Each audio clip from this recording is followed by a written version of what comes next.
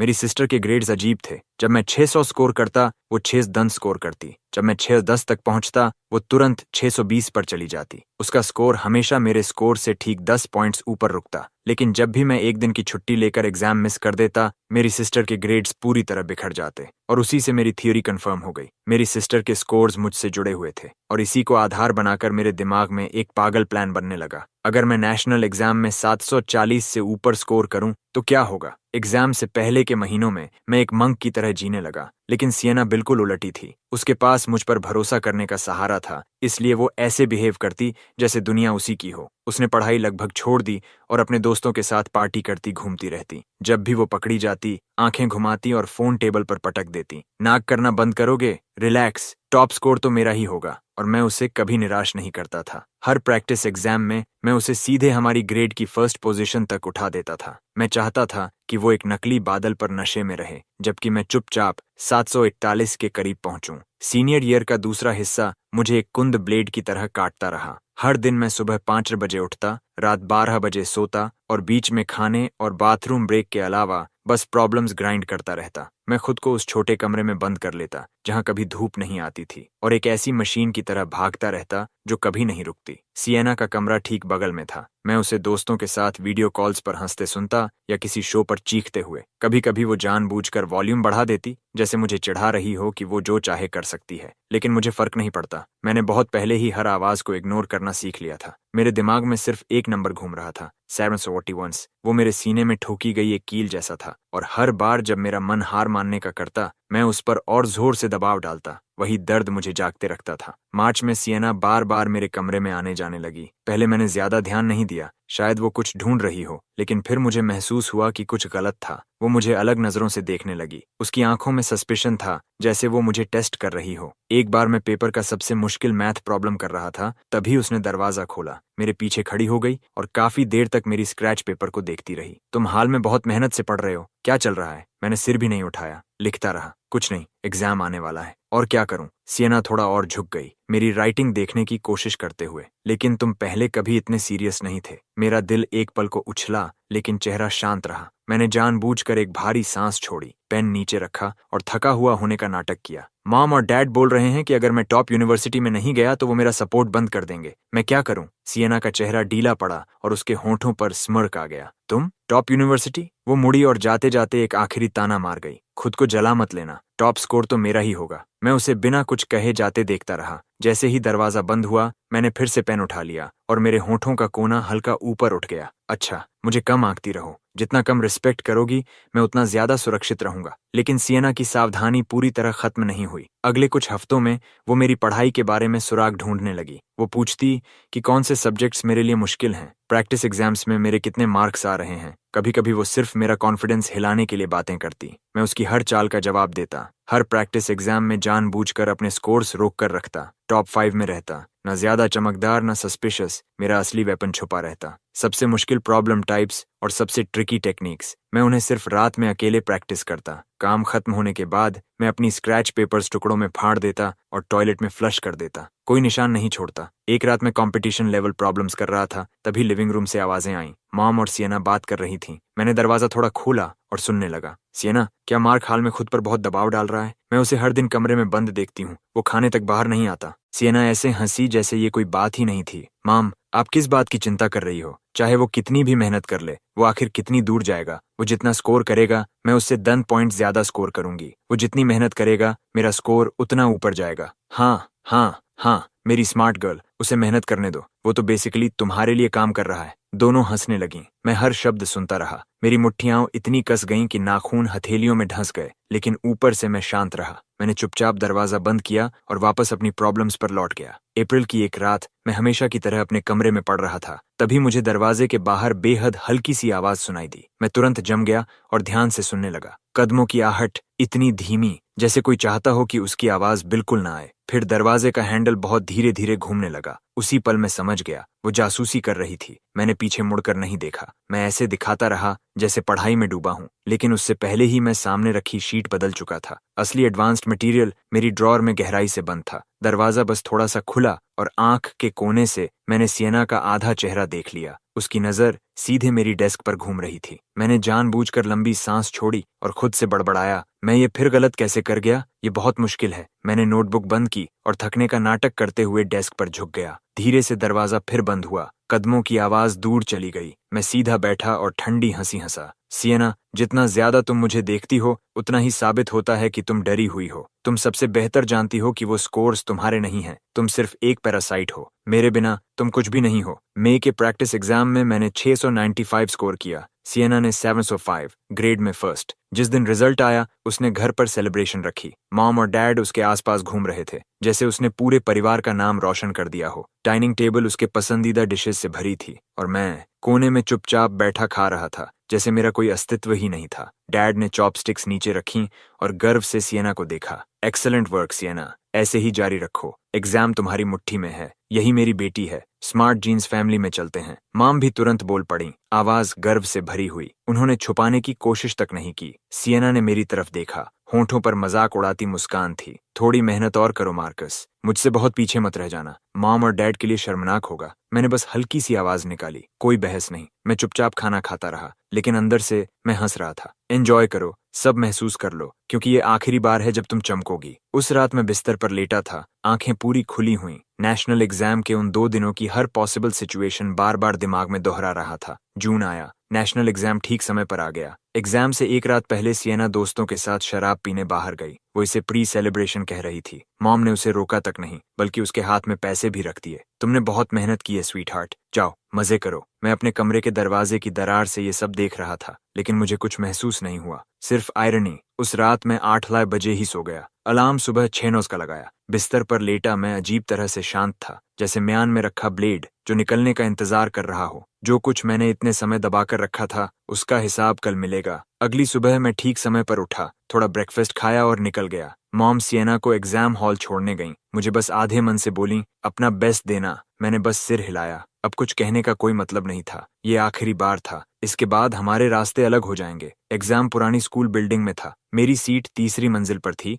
खिड़की के पास, जहां धूप अंदर आ रही थी। मैं बैठा और अपना सामान एक एक करके ठीक से रखा। मैंने गहरी सांस ली, आंखें बंद की और खुद से कहा, मार्कस, तुमने 18 साल इस दिन का इंतजार किया है। हारना मत। लैंग्वेज एग्जाम की घंटी बजी। जैसे ही मैंने पेपर खोला, मेरा दिमाग पहले से ज्यादा तेज हो गया। हर सवाल किसी पुराने दोस्त जैसा लगा। रीडिंग सेक्शन के हर ट्रैप को मैं पहले ही देख पा रहा था। ऐसे टॉपिक बिल्कुल वैसा था जैसा मैं सैकड़ों बार प्रैक्टिस कर चुका था। शब्द अपने आप बहने लगे। लैंग्वेज एग्जाम खत्म होने के बाद जैसे ही मैं बाहर निकला, सियना सीधे मेरी तरफ भागी। उसका मेकअप परफेक्ट था, लेकिन उसके नीचे हल्की घबराहट साफ दिखाई दे रही थी। कैसा गया? मैंने कहा, ठीक था। वो भौहें सिकोड़ कर बोली, ठीक था मतलब कितना अच्छा? कितने मल्टीपल चॉइस गलत हुए? मैंने उसकी तरफ देखा और लगभग हंस पड़ा। वो मेरा स्कोर जानना चाहती थी ताकि अपना कैलकुलेट कर सके। पता नहीं, मैंने चेक नहीं किया। सियना ने होंठ फुलाए। वो जवाब से खुश नहीं थी, लेकिन उसने और कुछ नहीं पूछा। वो मुड़ी और चली गई। मैं उसे जाते देखता रहा। जल्दी किस बात की? रिजल्ट जल्द ही आएगा और तब सच में घबराने की वजह मिलेगी।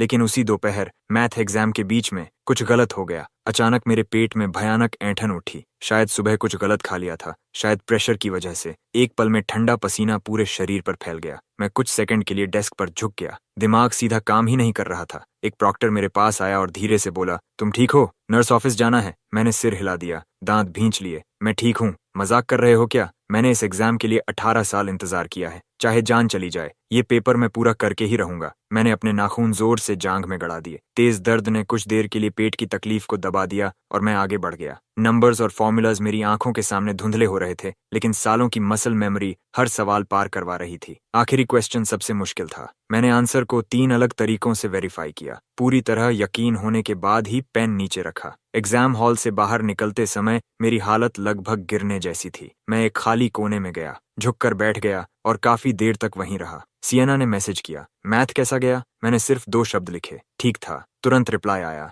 एक स्मग इमोजी। साफ था कि उसे फिर से जीत पक्की लग रही थी। मैं उस इमोजी को घूरता रहा और सोचा, कितना पैथेटिक। सच में इग्नोरेंस ही खुशी है, वो हमेशा ऐसी ही रही है। दूसरे दिन साइंस और इंग्लिश थे। मेरी ताकत लगभग वापस आ चुकी थी और यही मेरे सबसे मजबूत सब्जेक्ट्स थे, खासकर साइंस। फिजिक्स के सवाल, केमिस्ट्री चेन्स, बायोलॉजी जेनेटिक्स, मैंने इन्हें हजारों बार किया था। मेरा पेन पानी की तरह पेज पर बह रहा था। मैंने पेपर 20 मिनट पहले खत्म कर दिया, फिर हर आंसर दोबारा चेक किया, 0 गलती की गुंजाइश। और इंग्लिश, उसके बारे में शुरू ही मत करवाओ। चेक करने वाले को कम मार्क्स देने के लिए खुद मेहनत करनी पड़ती। आखिरी एग्जाम खत्म होने के बाद मैं बाहर निकला और बिल्डिंग के एंट्रेंस पर खड़ा हो गया। ऊपर आसमान की तरफ देखा। सूरज बहुत तेज चमक रहा था, लेकिन मैंने नजर नहीं हटाई, बस खड़ा रहा और धूप को चेहरे पर पड़ने दिया। 18 साल, आखिरकार मैं यहाँ तक पहुंच गया। सियना सबसे पहले दौड़कर आई और मेरा रास्ता रोक लिया। आज उसने चमकीले कपड़े पहने थे, बिल्कुल किसी घमंडी मोर की तरह। उसकी आंखों में लालच चमक रहा था। कैसा गया? मैंने कहा।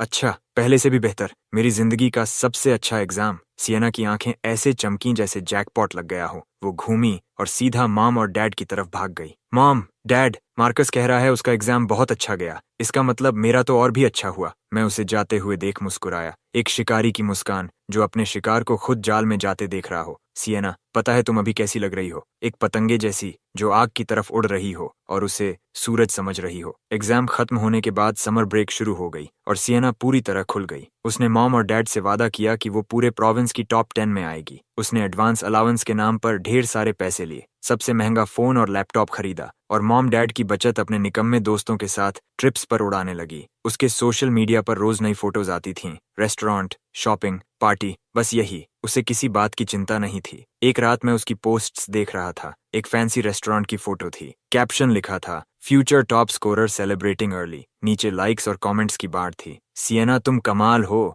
हमें डिनर देना मत भूलना। मैं सब पढ़ता रहा और सिर्फ एक ही बात सोचता रहा, ये कितना बेतुका है। दूसरी तरफ मैं कंट्री साइड में ग्रैंडपा से मिलने जाना चाहता था। मैंने मॉम और डैड से बस फेयर मांगा, लेकिन बात पूरी होने से पहले मॉम ने रोक दिया। उन्होंने ऊपर देखा तक नहीं। किससे मिलने? हमारे पास पैसे नहीं है। दिखाई नहीं देता सियना को जरूरत है? मैं उनका चेहरा देखता रहा और अंदर से घिन महसूस हुई। मेरे लिए 1 रुपया नहीं, लेकिन सियना के लिए पैसे पानी की तरह बह रहे थे। ये मेरे पेरेंट्स थे।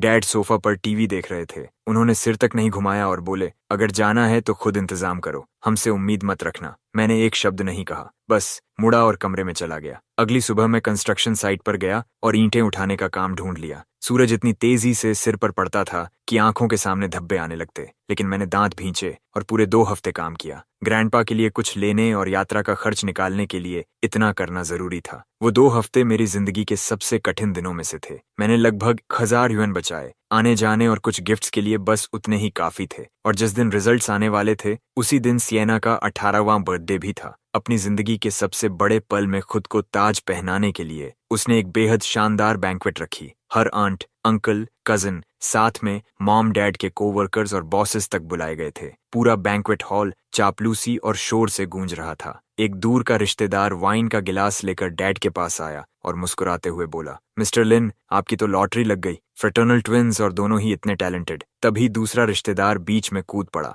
आवाज में हल्का ताना था, लड़का तो बस किताबों में घुसा रहता है, सोशल स्किल्स बिल्कुल नहीं। लेकिन सियना, स्वीट, स्मार्ट, शानदार ग्रेड्स और तेज पर्सनैलिटी, अपने भाई से 100 गुना बेहतर। सारे छोटे कजिन सियना के आसपास ऐसे इकट्ठा हो गए जैसे वो कोई रानी हो। एक कजिन तो जलन से लगभग हरा पड़ गया था। सियना, तुम कमाल हो। एक हाथ में प्रेस्टिजियस यूनिवर्सिटी की एक्सेप्टेंस लेटर और दूसरे में हैंडसम बॉयफ्रेंड। तुम तो जिंदगी जीत चुकी हो। दूसरा बोला, जल्दी स्कोर चेक करो, हम टॉप स्कोरर का जन्म देखना चाहते हैं। तभी किसी ने कहा, रुको, अगर वो प्रोविंस की टॉप रैंक्स में है तो टॉप यूनिवर्सिटीज पहले कॉल करके उसे रिक्रूट करेंगी। जैसे ही ये शब्द खत्म हुए, सच में फोन बज उठा, लेकिन उसका नहीं, मेरा। पूरे हॉल की हैरान निगाहों के बीच मैं एक के बाद एक कॉल्स उठाने लगा। देश की टॉप यूनिवर्सिटीज के एडमिशंस ऑफिसर्स, एक के बाद एक। मैं हर किसी को शांति से धन्यवाद देता और कहता, मैं अपने ऑप्शंस ध्यान से कंसिडर करूंगा। सियना की आंखें लगभग बाहर निकल आईं। वो अपने पूरी तरह खामोश फोन को घूर रही थी। दांत भींचकर उसने जबरदस्ती मुस्कुराने की कोशिश की। सबसे बेस्ट हमेशा आखिर में आता है। आखिर स्कोर पोर्टल खुल गया। सब लोग सियना के आसपास जमा हो गए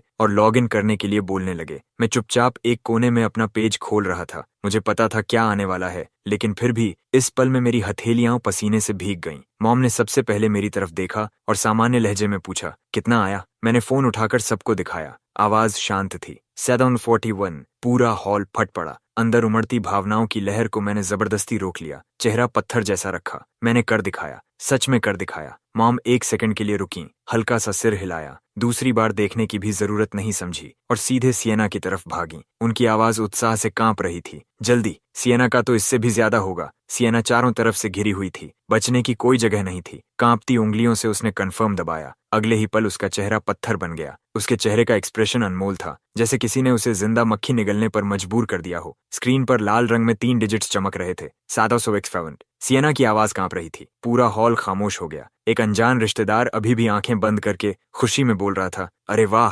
751, मार्कस से पूरे 10 पॉइंट ज्यादा। सिएना तो जीनियस है। फिर अचानक कोई बोला, रुको, मैक्सिमम स्कोर तो 750 है ना? हवा जैसे जम गई। सिएना घबरा गई। मेकअप के बीच से ठंडा पसीना बहने लगा। ये सिस्टम ग्लिच है। बहुत लोग एक साथ चेक कर रहे होंगे। सिस्टम क्रैश हुआ है। वो पागलों की तरह बार बार रिफ्रेश करने लगी। 1 बार, 2 बार, 3 बार, लेकिन वो शापित 751 ऐसे जड़ा हुआ था जैसे पत्थर में ठोक दिया गया हो। किसी ने कहा, दूसरे फोन में चेक करो, शायद कैश इश्यू है। सिएना ने किसी का फोन ऐसे छीना जैसे वो उसकी आखिरी उम्मीद हो, लेकिन रिजल्ट वही था, 751। वो एक एक्स्ट्रा पॉइंट उसके चेहरे पर किसी बड़े थप्पड़ की तरह पड़ा। तभी बैंक्वेट हॉल के दरवाजे खुल गए। यूनिफॉर्म पहने कई लोग अंदर आए, पुलिस और एजुकेशन ब्यूरो के अधिकारी। सबके चेहरे गंभीर थे। सबसे आगे वाले ने कमरे को देखा और पूछा, सिएना लिन कौन है? नेशनल एग्जाम बोर्ड ने एक क्रिटिकल स्कोरिंग एनोमली डिटेक्ट की है। इसे सस्पेक्टेड सिस्टम टेम्परिंग या मेजर एग्जाम फ्रॉड माना जा रहा है। आपको इन्वेस्टिगेशन के लिए हमारे साथ चलना होगा। सिएना की टांगों से ताकत चली गई। वो वहीं जमीन पर गिर पड़ी, चेहरा बिल्कुल सफेद, भूत जैसा।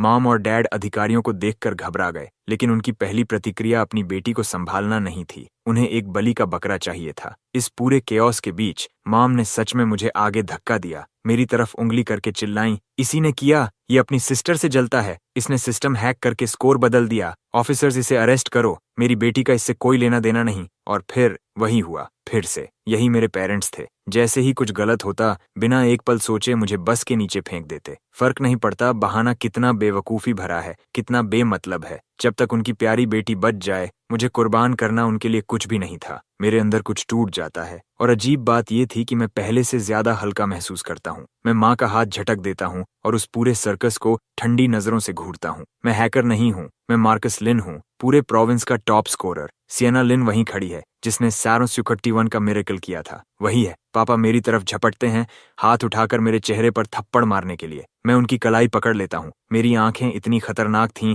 कि वह वहीं रुक गए। करो, कोशिश करो। अभी ऑफिसर्स मेरे पीछे खड़े हैं। टॉप यूनिवर्सिटीज मेरे लिए लड़ रही हैं। मीडिया मेरी कहानी दिखाने के लिए लाइन में है। हाथ लगाओ मुझे, हिम्मत है तो। आज के बाद इस फैमिली में कोई मुझे कंट्रोल नहीं करेगा और कोई मुझे दबा नहीं सकेगा। सिएना के लिए रखा गया बर्थडे पार्टी, जो उसके सबसे चमकदार पल के लिए था, पूरी तरह डिजास्टर बन गया। सिएना को इन्वेस्टिगेशन के लिए ले जाया गया। पीछे सिर्फ बर्बादी बची थी। अब इसे छुपाया नहीं जा सकता था। नेशनल एग्जाम स्टूडेंट स्कोर 751 उसी रात वायरल हो गया। हर जगह ट्रेंड करने लगा। पूरा इंटरनेट तमाशा देख रहा था और मजे ले रहा था। किसी ने लिखा, सांप से भी ज्यादा लालची, स्कोर खरीदते खरीदते खुद को भूल गई। किसी और ने लिखा, अगर चीटिंग करनी थी तो दिमाग तो लगाती। मैक्सिमम 750 है और तू 751 लाई। ग्रेडर्स का मजाक उड़ा रही थी या सिस्टम का? लोगों ने सिएना के सोशल मीडिया अकाउंट्स तक निकाल लिए। फिर सबको पता चला कि पिछले 6 महीनों से वह सिर्फ पार्टीज कर रही थी। उसने ठीक से पढ़ाई तक नहीं की थी। पब्लिक ओपिनियन पूरी तरह उसके खिलाफ हो गया। हर कोई मान चुका था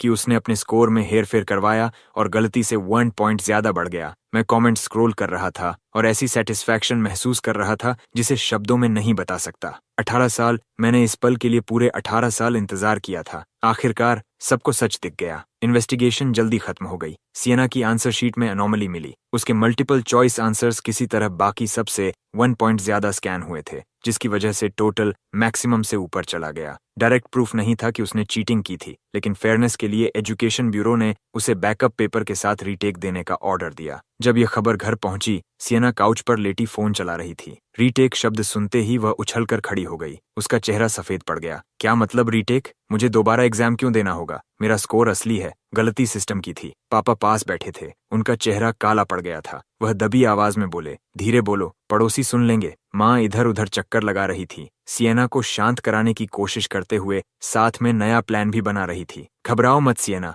रीटेक ही तो है। तुम इतनी स्मार्ट हो, सब ठीक हो जाएगा। लेकिन सियना पूरी तरह टूट गई। वह जमीन पर गिरकर रोने चिल्लाने लगी और जिद करने लगी कि मैं भी उसके साथ एग्जाम दूं। नहीं, मैं मार्कस के बिना नहीं दूंगी, वह भी मेरे साथ बैठेगा, मुझे वह अपने बगल में चाहिए। वह अचानक मेरी तरफ झपटी और मेरी बांह पकड़ ली। उसके नाखून मेरी स्किन में धंस गए, आंखें पूरी लाल थीं। मार्कस, तुम्हें मेरे साथ एग्जाम देना होगा, सुन रहे हो? मैंने उसे झटक दिया। मेरी आवाज बर्फ जैसी ठंडी थी। मैं एग्जाम पहले ही दे चुका हूं, तुम्हारे साथ दोबारा क्यों दूं? सियना वहीं जम गई। उसने मुझे ऐसे देखा जैसे उसे यकीन ही नहीं था कि मैं मना कर सकता हूं। माँ तुरंत सियना को पकड़कर एक तरफ ले गई। मार्कस, ये कैसा एटीट्यूड है? तुम्हारी बहन टूट रही है, क्या तुम उसकी मदद नहीं कर सकते? मार्कस, ये फैमिली रेप्यूटेशन का सवाल है, बस एक बार उसके साथ एग्जाम दे दो, इसमें बड़ी बात क्या है? मैं उन्हें देखता हूँ और मुझे ये सब एक साथ मजाकिया और दयनीय लगता है। Family reputation? ये सियना की रेप्यूटेशन थी, इसका मुझसे कभी कोई लेना देना नहीं था। मैंने सिर्फ कहा नहीं। मैं मुड़ा, अपने कमरे में गया और दरवाजा बंद कर लिया।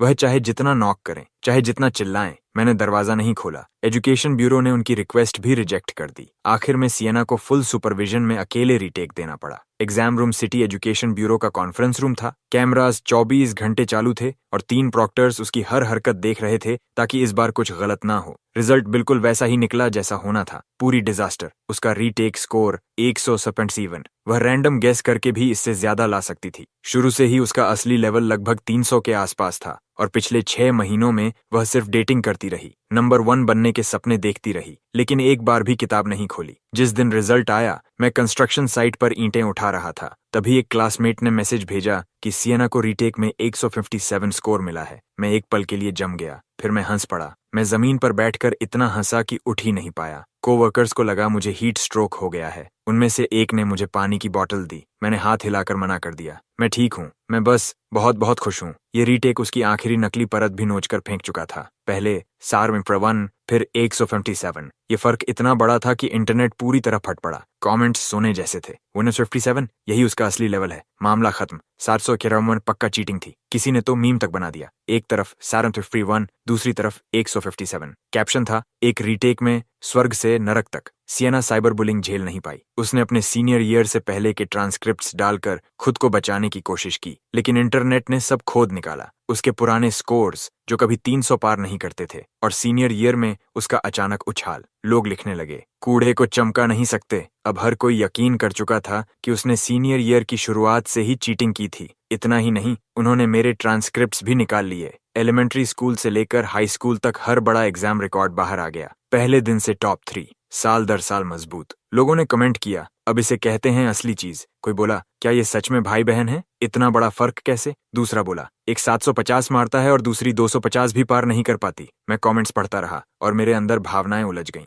पहले मुझे लगता था अच्छे ग्रेड्स से मुझे पेरेंट्स की अप्रूवल मिलेगी, लेकिन फिर सच समझ आया, चाहे मैं कितना भी ऊंचा स्कोर करूं, उनकी नजरों में मैं कभी सियना जितना नहीं बन सकता, क्योंकि उन्हें टैलेंटेड बेटा नहीं चाहिए था। उन्हें अपनी बेटी को ऊंचा उठाने के लिए एक टूल चाहिए था। जो टीचर्स और क्लासमेट्स पहले सियना की पूजा करते थे, अब उसे प्लेग की तरह देखने लगे। हमारे पेरेंट्स तक जहां जाते, लोग पीछे बातें करते। नेबर्स लगातार गॉसिप करते रहते कि लिन फैमिली की बेटी फ्रॉड है, चीटिंग करके ऊपर पहुंची है। पूरी बदनामी। उन दिनों सियना अपने कमरे में ऐसे छिपी रहती जैसे कोई बहिष्कृत इंसान हो। कर्टन्स पूरी तरह बंद। माँ उसके दरवाजे पर खाना छोड़ देती। वह किसी से मिलने तक को तैयार नहीं थी। दूसरी तरफ मैं अपना प्रेस्टीज मेडिकल स्कूल का एक्सेप्टेंस लेटर लेकर सामान बांध चुका था और गांव में ग्रैंडपा के पास लौट आया। अगस्त के आखिर में स्कूल शुरू होते ही मैं हमेशा के लिए आजाद हो जाऊंगा। कम से कम मुझे ऐसा ही लगा। गांव की गर्मियां किसी स्टीम ओवन जैसी थीं, लेकिन मेरा दिल शांत था। ग्रैंडपा का पुराना घर पहाड़ के नीचे था। मिट्टी के 3 कमरे, सामने एक पुराना लोकस ट्री। पूरे दिन सिकेडा की आवाजें, लेकिन पता नहीं क्यों वे मुझे परेशान नहीं करती थीं। यही मेरा असली घर था। जितना मुझे याद है, मुझे हमेशा यहीं छोड़ दिया जाता था। पेरेंट्स कहते थे गांव की हवा हेल्थ के लिए अच्छी है, लेकिन सच ये था कि उन्हें मैं रास्ते का कांटा लगता था। वे चाहते थे कि सियना अकेले सारा प्यार और सारे रिसोर्सेज पाए। एक और बच्चा मतलब एक और कंपेटिटर। ग्रैंडपा ने कभी पेरेंट्स के खिलाफ बुरा नहीं कहा। वह बस चुपचाप मेरा ख्याल रखते रहे, मुझे पढ़ना लिखना सिखाते रहे और कहते रहे कि खुद पर भरोसा करना सीखो। उनकी सबसे ज्यादा कही जाने वाली बात थी, जिस बच्चे के पास कुछ नहीं होता उसके लिए एजुकेशन ही एकमात्र रास्ता है। मैंने उन शब्दों को अपनी हड्डियों में उतार लिया। मैं पुराने घर में 20 दिनों से ज्यादा रुका। हर सुबह जल्दी उठकर ग्रैंडपा के साथ मुर्गियों को दाना खिलाता, सुबह कोर्टयार्ड में पढ़ाई करता, दोपहर में उनके साथ खेतों में घूमता, शाम को हम लोकस ट्री के नीचे बैठकर ठंडी हवा लेते। वह मुझे पुराने दिनों की कहानियां सुनाते, कैसे पापा बचपन में बहुत शरारती थे, कैसे माँ शादी के बाद बहुत मेहनती थीं। मैं उन अजनबी यादों को सुनता जैसे वह किसी और फैमिली की कहानी हो, क्योंकि मेरी यादों में मेरे पेरेंट्स कभी ऐसे नहीं थे। एक शाम चमकते चांद के नीचे ग्रैंडपा ने अचानक पूछा, नेशनल एग्जाम कैसा गया? मैंने कुछ पल सोचा और ईमानदारी से कहा, काफी अच्छा, मेरा ख्याल है। ग्रैंडपा ने सिर हिलाया। उनकी धुंधली आंखों में एक चमक थी। वह चांद की तरफ देखते रहे और कुछ देर चुप रहे। अच्छा है, अच्छा ही है, मेरे लिए बस इतना सुनना ही काफी था। उन्होंने आह भरी। उनकी आवाज भारी थी। ग्रैंडपा, इस जिंदगी में कभी कुछ नहीं बन पाया, तुम ही मेरे पास सब कुछ हो। मैंने सिर झुका लिया। मेरी नाक में चुभन होने लगी। पूरी जिंदगी में वही अकेले इंसान थे जिन्होंने मुझसे इस तरह बात की थी। वही अकेले थे जो सच में मेरे लिए सबसे अच्छा चाहते थे। ग्रैंडपा, जब मैं कॉलेज खत्म कर लूंगा और नौकरी कर लूंगा, मैं आपको अपने साथ शहर ले जाऊंगा। उन्होंने हाथ हिलाकर मना कर दिया, बच्चे जैसी मुस्कान के साथ। शहर मेरे लिए नहीं है, बस ये जानना कि तुम परवाह करते हो, वही काफी है। उस रात मैं घर के पुराने ईंटों वाले बिस्तर पर लेटा था, खिड़की के बाहर की आवाजें सुनते हुए सोच रहा था कि एक बार स्कोर्स आ जाएं, सब खत्म हो जाएगा, मैं सबको दिखा दूंगा। मार्कस लिन कोई ऐसा इंसान नहीं है जिसे इधर उधर धक्का दिया जा सके, और वह किसी की सीढ़ी नहीं है। 12 अगस्त, स्कूल शुरू होने में 2 हफ्तों से थोड़ा ज्यादा समय बाकी था। मैं आंगन में ग्रैंडपा की मकई सुखाने में मदद कर रहा था। सुनहरे भुट्टों की टोकरी एक एक करके बैम्बू मैट्स पर फैला रहा था। मेरी जेब में फोन वाइब्रेट हुआ। मॉम का कॉल था। मैं जम गया। उन्होंने मुझे लगभग कभी कॉल नहीं किया। पिछली बार एग्जाम से पहले किया था, मुझसे पूछते हुए कि मुझे क्या स्कोर आने की उम्मीद है। उनकी आवाज शक और हिसाब से भरी हुई थी। मैंने उठाया। स्पीकर से रोने की आवाज फूट पड़ी। मॉम की आवाज भारी और घबराई हुई थी। मार्कस, तुम्हें घर आना होगा, तुम्हारे पिता वो। मेरा दिल बैठ गया। विनोविंग ट्रे लगभग मेरे हाथ से फिसल गई। क्या हुआ? कौन सा हॉस्पिटल? लेकिन वो बस रोती रही, जवाब नहीं दिया। उन्होंने सिर्फ बार बार कहा, घर आ जाओ, अभी घर आ जाओ। फिर कॉल कट गया। मैं वहीं खड़ा रह गया, दिमाग पूरी तरह उलझा हुआ। ग्रैंडपा घर से बाहर आए, मेरे चेहरे की हालत देखी और पूछा क्या हुआ। मैंने उन्हें बताया। उनका चेहरा भी बदल गया। उन्होंने मुझे सामान बांधकर निकलने को कहा। जो भी हो, वो तुम्हारे पिता हैं, तुम्हें जाकर देखना चाहिए। मैंने सिर हिलाया, अंदर गया और कुछ कपड़े अपने बैकपैक में ठूंस दिए। जैसे ही मैं बाहर निकला, ग्रैंडपा मेरे पीछे आए और कपड़े की एक गठरी मेरे हाथ में रख दी। वो भारी थी। इसे रखो, ये इमरजेंसी के लिए ग्रैंडपा ने बचा कर रखा था। अंदर मुड़े तुड़े छोटे नोट और कुछ बड़े नोट थे, कुल मिलाकर लगभग 2000 यूएन। ये उनकी रिटायरमेंट की बचत थी। अंडे और सब्जियां बेचकर एक एक पैसा बचाया था। मैंने वापस देने की कोशिश की, लेकिन वो पहले ही मुड़कर अंदर जा चुके थे। दरवाजे पर उनकी झुकी हुई परछाई बहुत छोटी लग रही थी। मैंने गठरी कसकर पकड़ ली। आंखें जलने लगीं। गांव से काउंटी सीट तक बस में 2 घंटे लगे, काउंटी से शहर तक ट्रेन में 3 घंटे, फिर एक्सप्रेस रेल बदलनी थी। पूरे सफर में लगभग 10 घंटे लगने वाले थे। मैंने अगली उपलब्ध बस पकड़ ली। उबड़ खाबड़ रास्ते पर चलती बस में बैठकर खिड़की के बाहर गुजरते नजारों को देखते हुए मेरा दिमाग धीरे धीरे शांत होने लगा। कुछ गलत था। बहुत सारी बातें मेल नहीं खा रही थीं। मॉम का रोना बहुत ज्यादा था, बनावटी जैसा, और उन्होंने ये भी नहीं बताया कि बीमारी क्या थी। मॉम की मुस्कान टूट गई। फिर उन्होंने उसे संभाल लिया। ओह, वो बस गलतफहमी थी। कल तुम्हारे डैड की तबीयत ठीक नहीं थी, लेकिन हॉस्पिटल गए तो पता चला कुछ गंभीर नहीं था। और वैसे भी तुम जल्दी स्कूल जाने वाले हो, तो हमने सोचा पूरा फैमिली साथ बैठ जाए। आखिर हम फैमिली हैं, फैमिली। उनके मुंह से ये 2 शब्द सुनना लगभग मजाक जैसा था। मैंने कुछ नहीं कहा, बस सिर हिलाया और कहा, ठीक है। फिर जूते उतार दिए। आंखों के कोने से मैंने देखा सियना काउच के दूसरे कोने में सिकुड़ कर बैठी थी, पजामास पहने हुए, बाल बिखरे हुए, चेहरा पीला और आंखों के नीचे गहरे काले घेरे। कुछ महीने पहले जो ऐसे घूमती थी जैसे पूरी दुनिया उसकी हो, अब वो बिल्कुल अलग इंसान लग रही थी। उसने ऊपर देखा। उसकी आंखों में अजीब भाव थे, नफरत, डर और कुछ ऐसा जिसे मैं पढ़ नहीं पाया। मैंने दिखाया जैसे मैंने कुछ देखा ही नहीं और सीधा अपने कमरे में चला गया सामान रखने। मेरा कमरा अपार्टमेंट के सबसे आखिर में था, लगभग 150 स्क्वायर फीट, जहां कभी धूप नहीं आती थी। पहले वो स्टोरेज क्लोजेट हुआ करता था। जब मैं ग्रैंडपा के यहाँ से स्कूल के लिए वापस आया, तभी उन्होंने उसे साफ किया था। सियना का कमरा साउथ की तरफ था, मास्टर बेडरूम, बड़ा और रोशनी से भरा हुआ। इस घर में रिसोर्सेज हमेशा ऐसे ही बंटते थे, बिल्कुल जमीन पर खींची लकीर की तरह साफ। मैंने दरवाजा बंद किया और कमरे को चेक करना शुरू किया। Desk, book shelf, closet, bed के नीचे, एक एक जगह। ये पक्का करने के लिए कि किसी ने कुछ छेड़ा तो नहीं। फिर मैंने बैकपैक से बैकअप फोन निकाला, एक छुपी हुई जगह ढूंढी और बुकशेल्फ के सामान के बीच उसे खड़ा कर दिया। कैमरा सीधा दरवाजे की तरफ था। मैंने रिकॉर्डिंग शुरू की, साइलेंट मोड चालू किया और पक्का कर लिया कि कोई शटर साउंड, नोटिफिकेशन या कुछ भी नहीं आएगा। सब करने के बाद मैं बिस्तर पर लेट गया, आंखें बंद कर लीं, लेकिन मेरे कान लिविंग रूम की हर आवाज पकड़ रहे थे। रात के खाने पर मॉम ने पूरा खाना बनाया और पहली बार मुझे खाने के लिए बुलाया। उन्होंने मेरी प्लेट में खुद खाना भी रखा। मार्कस, तुम दुबले हो गए हो, तुम जल्दी जाने वाले हो, अच्छे से खाओ। मैं खाता रहा, लेकिन स्वाद का एहसास तक नहीं हुआ। मेरा दिमाग तेजी से चल रहा था, ये समझने की कोशिश करते हुए कि वो सच में क्या चाहते हैं, वो क्या योजना बना रहे थे, अपने असली दांत कब दिखाएंगे। डिनर के बाद डैड ने गला साफ किया, जैसे कोई भाषण देने वाले हों। मार्कस, हमने तुम्हें वापस बुलाया क्योंकि एक बात करनी थी। लो, शुरू हो गया। मैंने सिर उठाया, चेहरे पर उतनी ही उलझन दिखाई जितनी जरूरी थी। बात यह है, तुम्हारी बहन इन दिनों ठीक नहीं है। तुम्हें पता है, एग्जाम वाली बात ने उसे बहुत चोट पहुंचाई है। वो बहुत डिप्रेस्ड है, कमरे से भी बाहर नहीं निकलती। तुम्हारी माँ और मैंने सोचा, तुम उसके भाई हो, उसके सबसे करीब हो, क्या तुम उसके साथ थोड़ा समय बिता सकते हो, उसकी मदद कर सकते हो? बस इतना। मैं उनके असली इरादे का इंतजार कर रहा था और जैसा सोचा था, मॉम वहीं से आगे बढ़ी, टटोलते हुए। बिल्कुल मार्कस, तुम दोनों ट्विन्स हो, खून पानी से गाढ़ा होता है। अपनी बहन की मदद करने में क्या बुराई है? मैं अब भी चुप रहा, बस उन्हें देखता रहा। कमरे में सन्नाटा फैल गया। फिर अचानक सिएना ने सिर उठाया। उसकी आंखें लाल थीं और वो मुझे घूर रही थी। उसकी आवाज कांप रही थी। मार्कस, मुझे पता है मुझसे गलती हुई, ठीक है? मैं इस बारे में सोच रही थी। पहले जो भी हुआ सब मेरी गलती थी। मुझे तुम्हारे साथ ऐसा नहीं करना चाहिए था। क्या तुम मुझे बस एक मौका और दे सकते हो? मैं लगभग हंस पड़ा। उसकी एक्टिंग बेहतर हो गई थी। अफसोस, मैं इसे खरीद नहीं रहा था।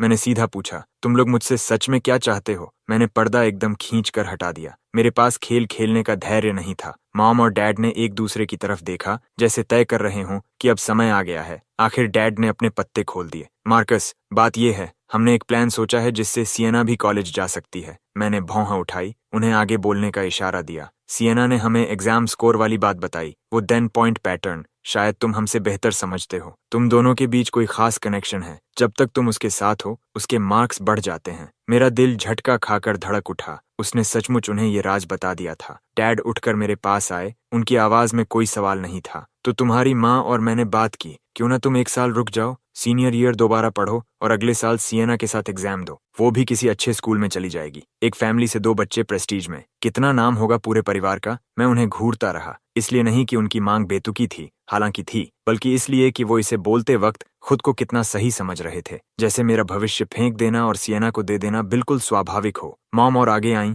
मेरा हाथ पकड़ लिया। उनकी आंखों में हिसाब चमक रहा था। मार्कस, इससे तुम्हारा कुछ नहीं बिगड़ेगा। तुम इतने स्मार्ट हो, अगले साल भी आराम से निकल जाओगे, टॉप स्कोरर होने की फेम के साथ, और 1 साल की तैयारी, टॉप यूनिवर्सिटीज तुम्हारे पीछे भागेंगी और सिएना का फ्यूचर भी बन जाएगा। हम चारों की जिंदगी बन जाएगी। क्या ये सबके लिए जीत नहीं? सबके लिए जीत? क्या मजाक है? मेरा एक्सेप्टेंस लेटर पहले से आ चुका है। मैं 1 साल दोबारा क्यों पढूं? डैड ने हाथ हिलाकर बात टाल दी। Acceptance letter? तो क्या, अगर तुम नहीं गए तो अपने आप खत्म हो जाएगा। मार्कस, तुम बड़े भाई हो, अपनी बहन की मदद करने में क्या बुराई है? जब सिएना सफल हो जाएगी, वो तुम्हें नहीं भूलेगी। उसकी कमाई में तुम्हारा हिस्सा भी होगा। मैंने इंसानी इतिहास का सबसे मजेदार मजाक सुन लिया था। मैंने सिर्फ 2 शब्द कहे, मैं मना करता हूँ। कमरा बर्फ जैसा ठंडा हो गया। डैड का चेहरा काला पड़ गया। मॉम वहीं रुक गईं। सिएना ने अचानक सिर उठाया और उसकी आंखों की विनती ठंडी और जहरीली हो गई। डैड खड़े हुए और मेरे ऊपर झुक गए। आवाज में धमकी थी। मार्कस, ये कैसा रवैया है? हम शांति से बात करने की कोशिश कर रहे हैं और तुम सीधा मना कर रहे हो। मैं भी खड़ा हो गया और उनकी आंखों में देखते हुए बोला, तुम चाहते हो मैं प्रेस्टीज छोड़ दूं, उस इंसान की देखभाल करने के लिए जिसने नेशनल एग्जाम में 157 स्कोर किया और फिर अपने स्कोर से उसे टॉप यूनिवर्सिटी तक पहुंचाऊं? क्यों? मॉम चीख पड़ी। क्योंकि वो तुम्हारी बहन है और तुम उसके भाई हो। अपनी बहन की मदद करना ही भाई का काम होता है। मैंने 18 साल तक उसकी मदद की है। जिस दिन हम पैदा हुए थे, उसी दिन से तुमने उसे सब कुछ दिया। तुमने मुझे गांव में फेंक दिया और भूल गए कि मेरा भी अस्तित्व है। अब उसने खुद अपनी जिंदगी बर्बाद कर ली और अचानक तुम्हें याद आ गया कि तुम्हारा एक बेटा भी है। अब तुम चाहते हो कि मैं उसका गंद साफ करने के लिए अपना फ्यूचर फेंक दूं? डैड ने मेज पर जोर से हाथ मारा। बर्तन उछल गए। मार्कस, अपनी जुबान संभालो। कौन सी जुबान? यही वाली। मैं ये नहीं करने वाला। मैं मुड़ा और अपने कमरे की तरफ चल पड़ा। मेरे पीछे सिएना पागलों की तरह चीखी। मार्कस, तुम्हारी हिम्मत कैसे हुई? वो पॉइंट्स मेरे होने चाहिए थे। मेरे बिना तुम हो क्या? मैं रुक गया, मुड़कर उसकी तरफ देखा। उसका चेहरा पूरी तरह मुड़ा हुआ था। सिएना, ध्यान से सुनो, हर एक पॉइंट मैंने अपने हाथों से कमाया है। उसका तुमसे कोई लेना देना नहीं। अगर तुम मेरे स्कोर से फायदा उठा सकती हो तो वो तुम्हारी किस्मत है, तुम्हारी टैलेंट नहीं, और मुझे धमकाने का हथियार तो बिल्कुल नहीं। सिएना का गला रुक गया। उसके पास कहने के लिए एक शब्द नहीं था। उसकी आंखों से आंसू गिरने लगे, गुस्से से या बेबसी से, मैं नहीं बता पाया। मॉम दौड़कर उसके सामने खड़ी हो गई और मेरी तरफ उंगली उठाई। मार्कस, तुमने अपनी बहन को रुला दिया। तुम्हारे अंदर जरा भी जमीर है। मैंने उनकी आंखों में देखा। और तुम्हारे अंदर? मैं बहस से थक चुका था। मैं अपने कमरे में गया और दरवाजा बंद करके लॉक कर लिया। बाहर चीजें गिरने की आवाजें आने लगीं। डैड की गालियां, मॉम का रोना, सिएना की चीखें, सब मिलकर ऐसे लग रहा था जैसे कोई उबलता हुआ बर्तन। मैं दरवाजे से टिक गया, आंखें बंद कर लीं और आवाजों को अपने ऊपर बहने दिया। मेरा दिमाग अजीब तरह से शांत था। आज रात सिर्फ पहला राउंड था, असली लड़ाई अभी बाकी थी। मुझे एहसास था कि वो इतनी आसानी से हार नहीं मानेंगे। कोशिश कर लेने दो। मेरे पास इंतजार करने की पूरी ताकत थी। उस रात मैं सोया नहीं, आंखें छत पर टिकी थीं और कान पूरी तरह सतर्क थे। रात के लगभग 2 बजे मुझे अपने दरवाजे के बाहर सरसराहट और फुसफुसाहट सुनाई दी। मैंने सांस रोक ली और सुनने लगा। मॉम और डैड थे। मॉम की आवाज बहुत धीमी थी, लेकिन मैं हर शब्द सुन पाया। जब वो सो जाए तब करते हैं, उसका सामान ले लेते हैं। उसके आईडी और एक्सेप्टेंस लेटर के बिना वो कहीं नहीं जा पाएगा। देखो, उसकी लाइट बंद है, वो जरूर सो गया होगा। आज रात करते हैं, और इंतजार नहीं। कदम मेरे दरवाजे के पास आने लगे। मेरा दिल तेज धड़कने लगा, लेकिन मैं हिला तक नहीं। मैं गहरी नींद का नाटक करता हुआ बिल्कुल स्थिर पड़ा रहा। दरवाजे का हैंडल धीरे धीरे घूमने लगा। शुक्र है मैंने लॉक किया था। बाहर मॉम धीरे से गाली देने लगी। इसने कमबख्त दरवाजा बंद कर लिया। रहने दो, कल देखेंगे। वैसे भी ये कहीं नहीं जा रहा। कदमों की आवाज दूर चली गई। मैंने आंखें खोलीं और अंधेरे को घूरता रहा। मेरे अंदर एक ठंडी मुस्कान उभर आई, जैसा मैंने सोचा था। उन्होंने कभी मुझे जाने देने की योजना बनाई ही नहीं थी। जिस पल मैं उस दरवाजे से अंदर आया, उसी पल उनके जाल में कदम रख चुका था। लेकिन उन्हें ये नहीं पता था कि मैं तैयार होकर आया हूँ। ये शतरंज की बाजी अभी खत्म नहीं हुई थी। अगली सुबह मैंने दरवाजे का हैंडल घुमाया। बाहर से लॉक था। मेरा दिल बैठ गया। मैं खिड़की के पास गया और बाहर देखा। सिक्योरिटी बार्स मजबूती से वेल्ड की हुई थीं। बाहर निकलने का कोई रास्ता नहीं था। फोन में अभी भी सिग्नल था, लेकिन वाईफाई बंद था। मैंने मोबाइल डेटा से अपने रूममेट्स को मैसेज किया। उन्हें बताया कि मैं जिंदा हूँ, अभी ठीक हूँ, लेकिन हालात खराब हैं। मैंने उन्हें स्टैंड बाय पर रहने को कहा। सुबह करीब 10 बजे लॉक खुला। मॉम हाथ में कांजी का कटोरा लेकर अंदर आईं। उनकी मुस्कान आंखों तक नहीं पहुंच रही थी। भूख लगी है? कुछ खा लो। अब समझ आ गई? मैंने कटोरा नहीं लिया। उन्होंने उसे डेस्क पर रख दिया और उनकी आवाज बदल गई। मार्कस, मैं तुम्हें एक सलाह देती हूँ। समझदार इंसान जानता है कब झुकना है। तो क्या हुआ अगर तुम प्रेस्टीज में पहुंच गए? ट्यूशन कौन देगा? खाना कौन देगा? रेंट कौन देगा? तुम्हें लगता है हम एक पैसा देंगे? तुम स्कूल भी अफोर्ड नहीं कर पाओगे, फिर घुटनों के बल वापस आओगे। मैंने उन्हें देखा, कुछ नहीं कहा। उन्होंने मेरी चुप्पी को कमजोरी समझ लिया और जोर दिया। तुम्हारा वो एक्सेप्टेंस लेटर शायद ज्यादा समय तक बचे भी नहीं। अगर तुम अच्छे से मान जाओ और ईयर रिपीट करो तो अगली बार हम पूरा सपोर्ट करेंगे, लेकिन अगर नहीं। उनकी बात अधूरी रह गई। धमकी हवा में लटक रही थी। मैं फिर भी चुप रहा। उनके जाने के बाद मैंने लॉक की आवाज दोबारा सुनी। उस पल से मैं आधिकारिक तौर पर हाउस अरेस्ट में था। पहले दिन मैं शांत रहा। दूसरे दिन बेचैनी शुरू हुई। डर की वजह से नहीं, समय की वजह से। स्कूल शुरू होने का दिन करीब आ रहा था। मुझे बाहर निकलने का रास्ता ढूंढना था। तीसरी रात मैंने जोखिम उठाने का फैसला किया। रात के 2 बजे सब सो चुके थे। मैं चुपचाप बिस्तर से उठा और नेल क्लिपर की फाइल से लॉक खोलने लगा। वो पुराना स्प्रिंग बोल्ट था। लगभग 10 मिनट लगे और फिर एक हल्की सी क्लिक सुनाई दी। दरवाजा खुल गया। मैंने सांस रोक ली और धीरे धीरे कदम बढ़ाने लगा। लिविंग रूम पूरी तरह अंधेरे में डूबा हुआ था। मैं दीवार पकड़कर धीरे धीरे मुख्य दरवाजे की तरफ बढ़ने लगा। मेरा दिल इतनी जोर से धड़क रहा था कि उसकी धड़कन गले में महसूस हो रही थी। मेरे पैरों के नीचे फर्श चरमराया। हर आवाज पर मैं जम जाता और सुनता। कोई हिला नहीं। फिर मैं आगे बढ़ा। जैसे ही मेरी उंगलियां मुख्य दरवाजे के हैंडल को छूने वाली थीं, अचानक लाइट्स जल उठीं। मैं जम गया। डैड हॉलवे के आखिर में खड़े थे। हाथ में लकड़ी की छड़ी थी। उनका चेहरा पत्थर जैसा था। वो मेरा इंतजार कर रहे थे। मैं भागने के लिए मुड़ा। समझाने का समय नहीं था। मैं घूम कर भागा, लेकिन देर हो चुकी थी। उन्होंने 3 कदम में दूरी खत्म कर दी और छड़ी मेरी पीठ पर आकर गिरी। दर्द ने मुझे सीधे जमीन पर गिरा दिया। फिर मार का तूफान शुरू हो गया। मैं सिकुड़ गया और सिर बचाने लगा। छड़ी बार बार गिरती रही। हर बार हड्डियों तक उतर रहा था। भागने की कोशिश कर, मेरी बात न मानकर देख, तेरे अंदर की सारी नाफरमानी निकाल दूंगा। पता नहीं कब मॉम और सिएना भी आ गईं। वो दोनों एक तरफ खड़ी होकर देख रही थीं। किसी ने उन्हें रोकने की कोशिश तक नहीं की। सिएना के चेहरे पर तो हल्की सी संतुष्टि भरी मुस्कान तक थी। आखिर डैड थक गए और जोर जोर से सांस लेने लगे। ध्यान से सुन लो मार्कस, अपनी बाकी जिंदगी में इस घर से बाहर जाने के बारे में सोचो भी मत। जब तक तुम ईयर रिपीट करने के लिए हाँ नहीं कहते, मैं जमीन पर पड़ा कांप रहा था, डर से नहीं, गुस्से से। 18 साल का दबा हुआ गुस्सा लगभग मेरे सीने से बाहर फट पड़ना चाहता था, लेकिन मैंने उसे रोक लिया। अभी नहीं, मेरे पास अभी काफी सबूत नहीं थे। मेरा बैकअप प्लान भी अभी तैयार नहीं था। वो मुझे घसीटकर वापस कमरे में ले गए और बिस्तर पर फेंक दिया। दरवाजे पर अब बाहर से नया पैडलॉक लगा दिया गया था। इस बार उसे खोलना नामुमकिन था। मैं बिस्तर पर पड़ा रहा, पीठ दर्द से जल रही थी, लेकिन वो दर्द मेरे दिमाग को और साफ कर रहा था। मार्कस, इतनी जल्दी किस बात की? तुमने 18 साल इंतजार किया है, कुछ दिन और सही। उन्हें अपनी छोटी जीत का मजा लेने दो। एक बार सबूत पूरे हो गए,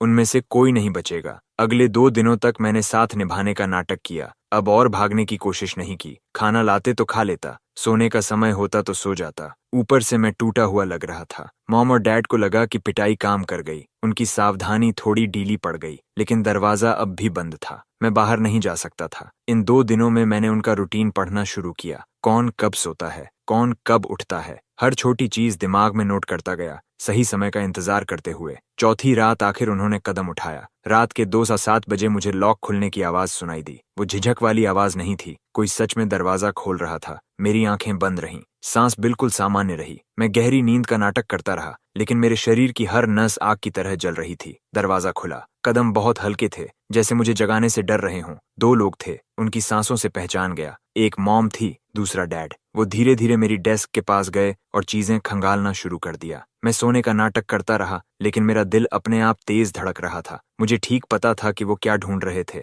मेरा नेशनल आईडी और एक्सेप्टेंस लेटर, यही 2 चीजें थीं जो मुझे इस नरक से बाहर निकाल सकती थीं, और यही वो चीजें थीं जिनसे वो मुझे कैद रखना चाहते थे। कई मिनट तक खोजबीन चलती रही। मैंने मॉम को फुसफुसाते सुना, मुझे नहीं मिल रहा। तुम्हें क्या लगता है उसने कहाँ छिपाया होगा? डैड ने चिढ़कर कहा, ढूंढते रहो, इसी कमरे में होगा। वो कहीं जा तो नहीं सकता। उन्होंने हर ड्रॉर उलट दी, बुक शेल्फ खंगाल दी, बैकपैक उलट दिया, यहाँ तक कि मेरे कपड़ों की जेबें तक टटोल डाली। मुझे महसूस हुआ कोई मेरे बिस्तर के पास आकर खड़ा हो गया है। शायद ये सोच रहा था कि तकिए के नीचे देखे या नहीं। तभी दरवाजे से तीसरी आवाज आई, सिएना, मिला कुछ? श्श, उसे मत जगाओ। सिएना अंदर चली आई। उसके कदम मॉम और डैड से कहीं ज्यादा तेज थे। जाहिर था उसे परवाह नहीं थी कि मैं सुन रहा हूं या नहीं। मुझे महसूस हुआ वो मेरे ठीक पास खड़ी है और नीचे घूर रही है। उसकी नजर सांप जैसी ठंडी थी। मैं उसकी सांस तक अपने चेहरे पर महसूस कर सकता था। फिर उसकी आवाज अंधेरे को चीरती हुई आई, ठंडी और पूरी तरह यकीन से भरी। नाटक बंद करो, मुझे पता है तुम जाग रहे हो। मैं हिला तक नहीं, सांस बिल्कुल सामान्य रखी, लेकिन अंदर से गालियां दे रहा था। ये पागल लड़की खतरनाक हद तक तेज थी। सिएना ने ज्यादा जोर नहीं दिया,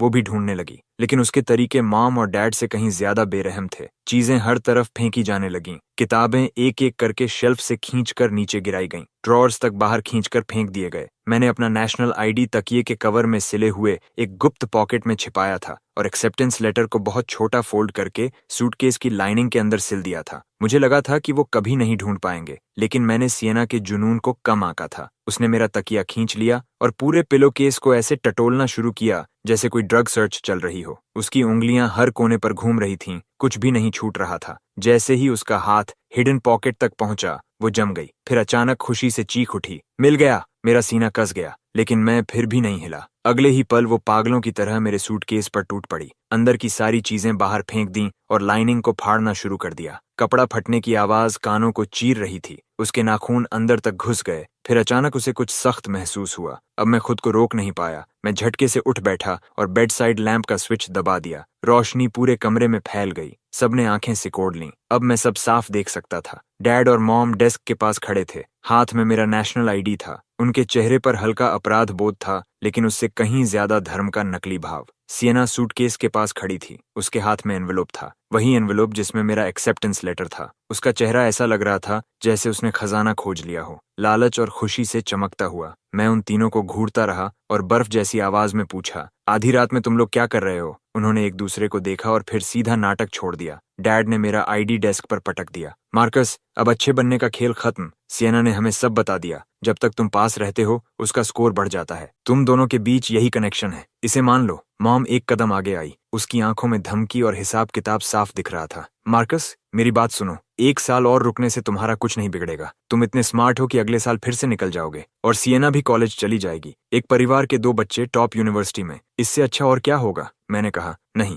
मैं अपना आईडी वापस लेने के लिए आगे बढ़ा, लेकिन डैड ने मुझे जोर से धक्का दे दिया। वो मेरी सोच से ज्यादा ताकतवर थे। मैं 2 कदम पीछे लड़खड़ाया और दीवार से जा टकराया। मेरी पीठ के घाव दर्द से चीख उठे। डैड मेरे बिल्कुल पास आ गए। उनकी आवाज ठंडी धमकी जैसी थी। ना कह रहे हो? तुम्हें लगता है तुम्हारे पास चॉइस है? आज से तुम कहीं नहीं जाओगे। तुम्हारे पास आईडी नहीं, लेटर नहीं, प्रेस्टीज नहीं जा पाओगे। तुम यहीं रहोगे और रिपीट करोगे। अगले साल एग्जाम दे दो, फिर सब पहले जैसा हो जाएगा। फिर अपने उस प्यारे स्कूल में चले जाना। किसी का नुकसान नहीं होगा, किसी का नुकसान नहीं होगा। मुझे 1 साल बर्बाद करने पर मजबूर करना, मेरी पूरी जिंदगी की प्लान तोड़ देना, मुझे ऐसे इंसान की सीढ़ी बनाना जो खुद 200 भी नहीं ला सकती, और कहते हैं किसी का नुकसान नहीं होगा। मैंने गहरी सांस ली और गुस्सा दबा दिया। अभी फटने का समय नहीं था। मुझे और सबूत चाहिए थे। मैंने पूछा, तो तुम लोग आज रात मेरी चीजें जब्त करने आए थे? मॉम हंसी। अब उसे नाटक की जरूरत नहीं थी। जब्त? इस घर में सब कुछ तुम्हारे पेरेंट्स के अधिकार में है। तुम अभी बच्चे हो। इतनी जरूरी चीज हमारे पास रखने में क्या गलत है?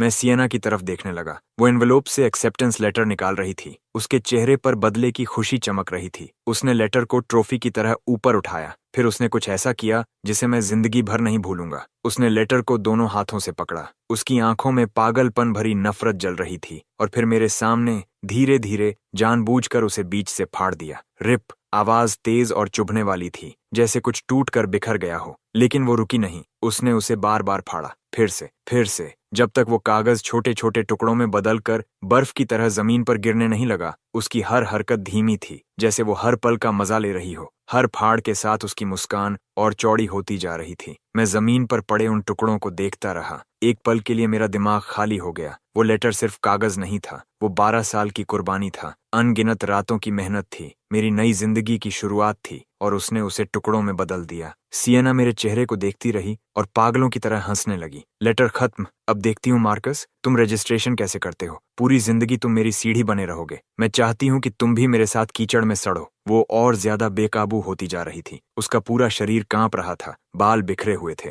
वो किसी भूत जैसी लग रही थी। तुम मुझसे बेहतर क्यों हो? सब तुम्हारी तारीफ क्यों करते हैं? तुम प्रेस्टीज क्यों जा सकते हो, और मैं यहाँ सबकी हंसी का पात्र बनकर क्यों फंसी हूँ? वो स्कोर मेरे होने चाहिए थे। उसकी आंखों से आंसू बह रहे थे, लेकिन वो दुख के नहीं थे। वो गुस्सा था, जलन थी, पागलपन था। फिर अचानक उसकी आवाज धीमी हो गई। आधी खुद से बात कर रही थी, आधी मुझसे। तुम्हें अंदाजा है मैं कितनी डरी हुई रहती थी। पूरी जिंदगी मुझे पता था कि मेरे ग्रेड्स नकली हैं, तुमसे चुराए हुए। उसका चेहरा कबूल करते हुए मरोड़ खा गया। हर एग्जाम से पहले वो डरती थी, बहुत डरती थी कि कहीं मैं एक दिन टेस्ट छोड़ ना दूं या जानबूझकर खराब ना कर दूं और सबको पता चल जाए कि वो फ्रॉड है। सिसकियों के बीच उसने एक शब्द थूका, नफरत। मैं तुमसे नफरत करती हूँ कि तुम मुझसे ज्यादा स्मार्ट और मेहनती हो। तुम्हारे लिए इतने स्कोर लाना जैसे कुछ भी नहीं हो। और मैं खुद से और ज्यादा नफरत करती हूँ, क्योंकि तुम्हारे बिना मैं कुछ भी नहीं हूँ। इसलिए तुम जा नहीं सकते। तुम्हें यहीं रहना होगा, हमेशा मेरी सीढ़ी बने रहना होगा, तभी मैं बच सकती हूँ। मैं उसे देखता रहा, उस इंसान को जिसे 18 साल से अपनी बहन कहता आया था। पहली बार मुझे उसके लिए दया महसूस हुई, लेकिन दया माफ करने की वजह नहीं होती, और दया उसे मेरी जिंदगी बर्बाद करने का हक भी नहीं देती। डैड और मॉम एक तरफ खड़े सिएना का ब्रेकडाउन देख रहे थे। उनमें से किसी ने भी उसे रोकने की कोशिश नहीं की। उल्टा उनके चेहरों पर मंजूरी जैसी झलक थी, जैसे उसने कोई महान काम किया हो। उस दृश्य को देखकर मेरे अंदर अजीब खालीपन